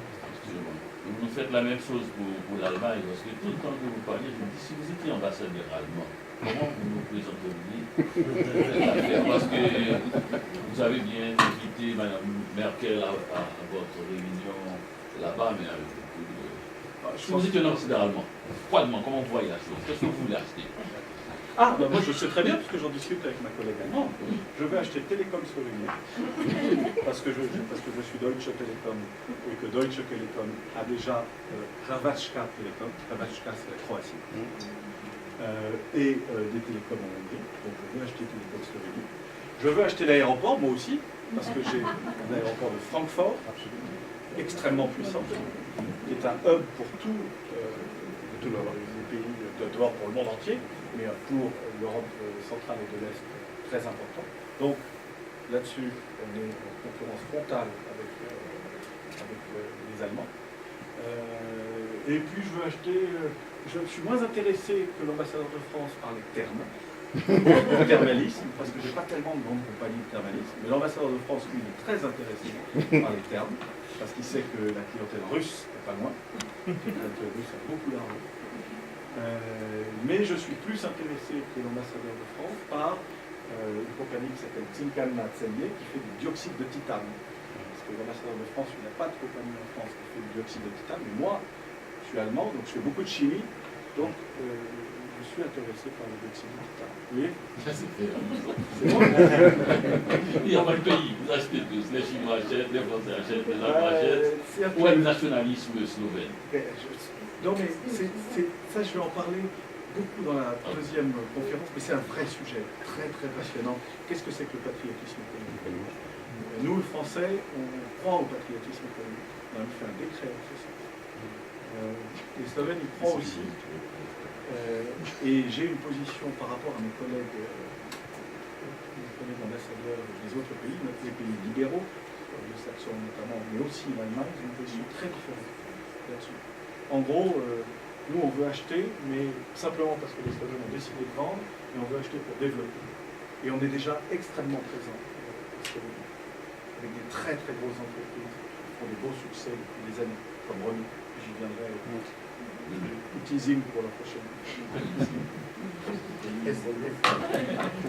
Est-ce qu'il y a des moments où dans ce jeu un peu Monopoly, sous fond parfois de réel politique, est-ce qu'il y a des moments où l'homme s'indigne et comment on tient la distance entre ce que vous parlez tellement avec passion non seulement au-delà de votre métier, des pays et des gens que vous rencontrez, on se dit il doit y avoir du volcan en vous et comment vous faites pour tenir avec eux? D'abord, je suis fonctionnaire de la République, donc je dois fonctionner. Et si j'étais pas d'accord, c'est très simple, je partirais. Il se trouve que la politique qui est mise en œuvre en ce moment en France me convient. Et que ce qu'on essaye de dire me convient aussi. Ce qu'on essaye de dire en gros, c'est il vaut mieux que nous fassions des affaires ensemble entre Européens, parce qu'on a le même système social, grossièrement, il y a des pays plus avancés que d'autres, quand même, on a la même protection sociale, on a les mêmes standards en matière environnementale, en matière de sécurité, d'hygiène et de sécurité pour les ouvriers, etc. Il vaut mieux qu'on travaille entre nous, plutôt que de s'éparpiller dans le monde entier. Et ça me convient, je crois à ça. Je pense que, très honnêtement, quand une entreprise française investit en Slovénie, ou quand une entreprise allemande investit en Slovénie, c'est pas pour faire de la spéculation, c'est pour développer l'activité. Et je crois aussi qu'on a intérêt à relocaliser au maximum nos implantations industrielles. Je ne suis pas certain qu'on arrive à réindustrialiser la France. Ça, c'est un vrai débat, une vraie question politique. On a un ministre qui est Arnaud Montebourg, qui est extrêmement volontariste. Réussira-t-il ou pas? Aura-t-il le temps? Mais je n'en sais rien. Donc, je ne suis pas certain qu'on réussisse à réindustrialiser la France. Mais il y a des pays encore très industriels, à la fois très préservés et très industriels, comme la Slovénie, la Slovaquie, la Pologne, la Hongrie. Ces pays-là, il faut permettre, en quelque sorte, de continuer à être des pays industriels. Et là, on peut aider en rachetant des entreprises, oui. Mais quand on rachète une entreprise, honnêtement, quand un grand groupe rachète une entreprise, c'est jamais pour le revendre par morceaux. Il y a des aventuriers, ça, il y en a, des Bernard Tapie, des choses comme ça, il y en a eu, il y en aura encore. Mais quand Renault achète une entreprise, c'est pas par plaisir, c'est parce qu'il veut la développer. Quand Total achète une entreprise, il veut la développer aussi. Et objectivement, quand on développe une entreprise, c'est gagnant-gagnant pour tout le monde. C'est gagnant pour l'entreprise française, évidemment, et c'est gagnant pour l'entreprise étrangère rachetée aussi. Voilà. Alors, en revanche, la diplomatie, effectivement, tient compte du réel. Ce qu'on peut faire à tel ou tel moment, les rapports de force qu'il y a, ça fait partie de la règle du jeu. C'est bien avec le job.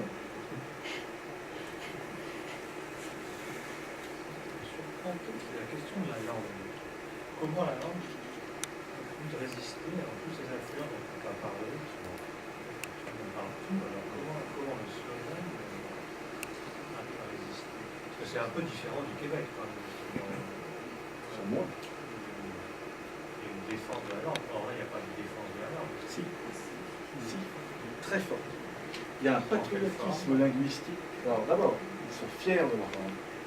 Et ils sont extrêmement intolérants envers toute personne qui est slovène et qui parle mal le slovène. Le maire de Ljubljana se fait constamment remonter les bretelles parce qu'il parle un mauvais slovène. Il ne sait pas utiliser le duel, ça, pas du tout. Donc il y a ça. L'enseignement, la qualité de l'enseignement dans les écoles, Ali l'a vu, la qualité de l'enseignement dans les écoles est remarquable. C'est excellent enseignement.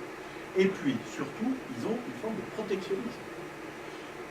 La constitution slovène dispose que vous ne pouvez enseigner les matières non linguistiques, si vous voulez être reconnu comme école en Slovénie, que en slovène. Évidemment, quand vous enseignez le français ou l'anglais, vous enseignez le français ou l'anglais. Mais les maths, toutes les autres matières, vous ne pouvez les enseigner qu'en slovène. Ça nous pose des problèmes considérables. Mon école française de Ljubljana, ça pose des problèmes considérables. Parce que les petits slovènes, les parents des petits slovènes, ont tendance à hésiter. Cette école ne pourra se développer qu'avec les slovènes. Elle se développe d'ailleurs. Il y a déjà un tiers de slovènes dans l'école. Mais elle ne se développera véritablement que si les passerelles entre l'école française et l'école slovène sont réelles. Or, là, on est obligé d'utiliser des tas de subterfuges, tout simplement parce que ce n'est pas reconnu dans le système slovène. Il y a une loi qui va passer, j'espère, on a travaillé avec le ministre de l'Éducation, qui commence peut-être sur l'université, et qui va débloquer ce ticket, mais c'est très difficile. Et l'association des professeurs de Slovène, les vents debout, veulent continuer à faire en sorte que seul le slovène soit enseigné. Mais c'est comme ça qu'ils ont survécu 800 ans dans un pays de langue, enfin, ils faisaient partie d'un pays de langue allemande. Donc, après avoir fait partie d'un pays de langue romane, et puis d'un pays où la langue était le serbo-croate, pas le slovène. Ils résistent. Et ça, pardon. Alors, vous voulez que je sois totalement honnête, pas très différent. Bien sûr. Alors, c'est des langues slaves et des langues slaves très proches. Mais quand même, c'est très intéressant parce que il y a tout ça. La langue, c'est de la politique. Jusqu'à la dislocation de l'ex-Yougoslavie, tout le monde parlait du serbo-croate. Tout le monde parlait du serbo-croate. Le serbo-croate, le slovène, le léningrade. Aujourd'hui, au processus de Belgrade, on a été obligé de faire les débats en anglais. C'est quand même extraordinaire. Et c'est d'autant plus extraordinaire qu'en réalité, ils se comprennent tous, mais ils ne voulaient pas. Et donc, quand les Croates et les Slovènes ont fait un accord qui a permis finalement que les Slovènes ratifient l'entrée de la Croatie dans l'Union européenne, l'automne 2012, ils ont fait un accord. Cet accord est rédigé en anglais. C'est fou. Alors que c'est très objectivement à peu près la même langue. Mais tout de même, depuis une vingtaine d'années, dans les écoles serbes, dans les cercles du pouvoir serbe et croate, on fait l'équivalent de l'académie serbe et de l'académie croate, on fait diverger les langues. Ce qui fait que consciemment, on transforme le croate, on transforme le serbe, qui soit de plus en plus éloigné du serbe. D'une certaine manière, parce que les gens se comprennent moins bien. Ce qui fait que les jeunes générations croates, les jeunes générations slovènes, par exemple, se comprennent très mal. Les langues divergent de plus en plus. C'est un côté tragique et absurde. Et en plus, c'est se tirer une balle dans le pied, parce que ça veut dire qu'ils font de plus en plus des petits pays. Mais c'est comme ça. Encore une fois, c'est la mémoire de la guerre qui est là. Même les universitaires, les sciences, la gestion, ils vont s'enseigner en slovène. Ah oui, absolument. Il y a deux établissements uniquement en Slovénie où on enseigne en anglais. Il y a l'école de management de Bled, et puis l'école de management, la première école de management dans le monde communiste, c'est l'ancienne, des années 60. Elle avait trouvé, c'est une femme extraordinaire, elle avait trouvé un autre nom que management, plus communistement cachère, si je puis dire, et qui s'était débrouillé pour les empêche qu'elle avait monté son école de management et qu'ils enseignaient déjà à l'époque en anglais. C'était quand même révolutionnaire du temps du maréchal. Puis il y a l'école la faculté d'économie de Ljubljana, vous pouvez enseigner en anglais aussi. Sinon, tout est enseigné en slovène. purement slovène. Mais il n'empêche qu'ils sont en même temps totalement à l'aise en anglais.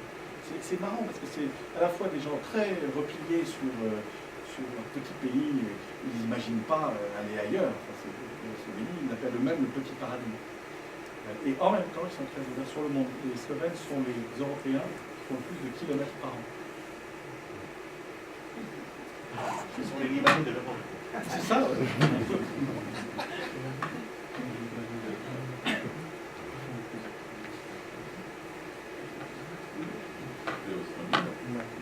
Oui, mais c'est pas ça, les pays scandinaves, c'est la Tous les, des langues. oui, tous les pays qui ont des langues peu parlées, de toute façon, n'ont pas le choix. Ça ressemble aux pays baltes aussi. Tout le monde parle l'anglais, ou l'allemand, un peu moins le russe. C'est des pays, quand vous n'avez pas une masse critique, la France se croit dispensée d'apprendre, les Français se croient dispensés d'apprendre des langues étrangères parce qu'on a 66 millions d'habitants et puis la francophonie qui est un continent immense. Mais on a tort. Et encore, en France, on a fait des progrès. En Italie, encore maintenant, c'est très difficile de parler de communiquer en Italie quand on comprend même l'italien. Les gens sont très italo-centrés.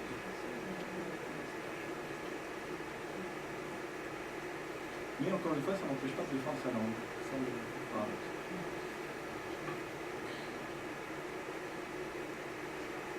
Bien, on en garde un petit peu pour les prochaines conférences.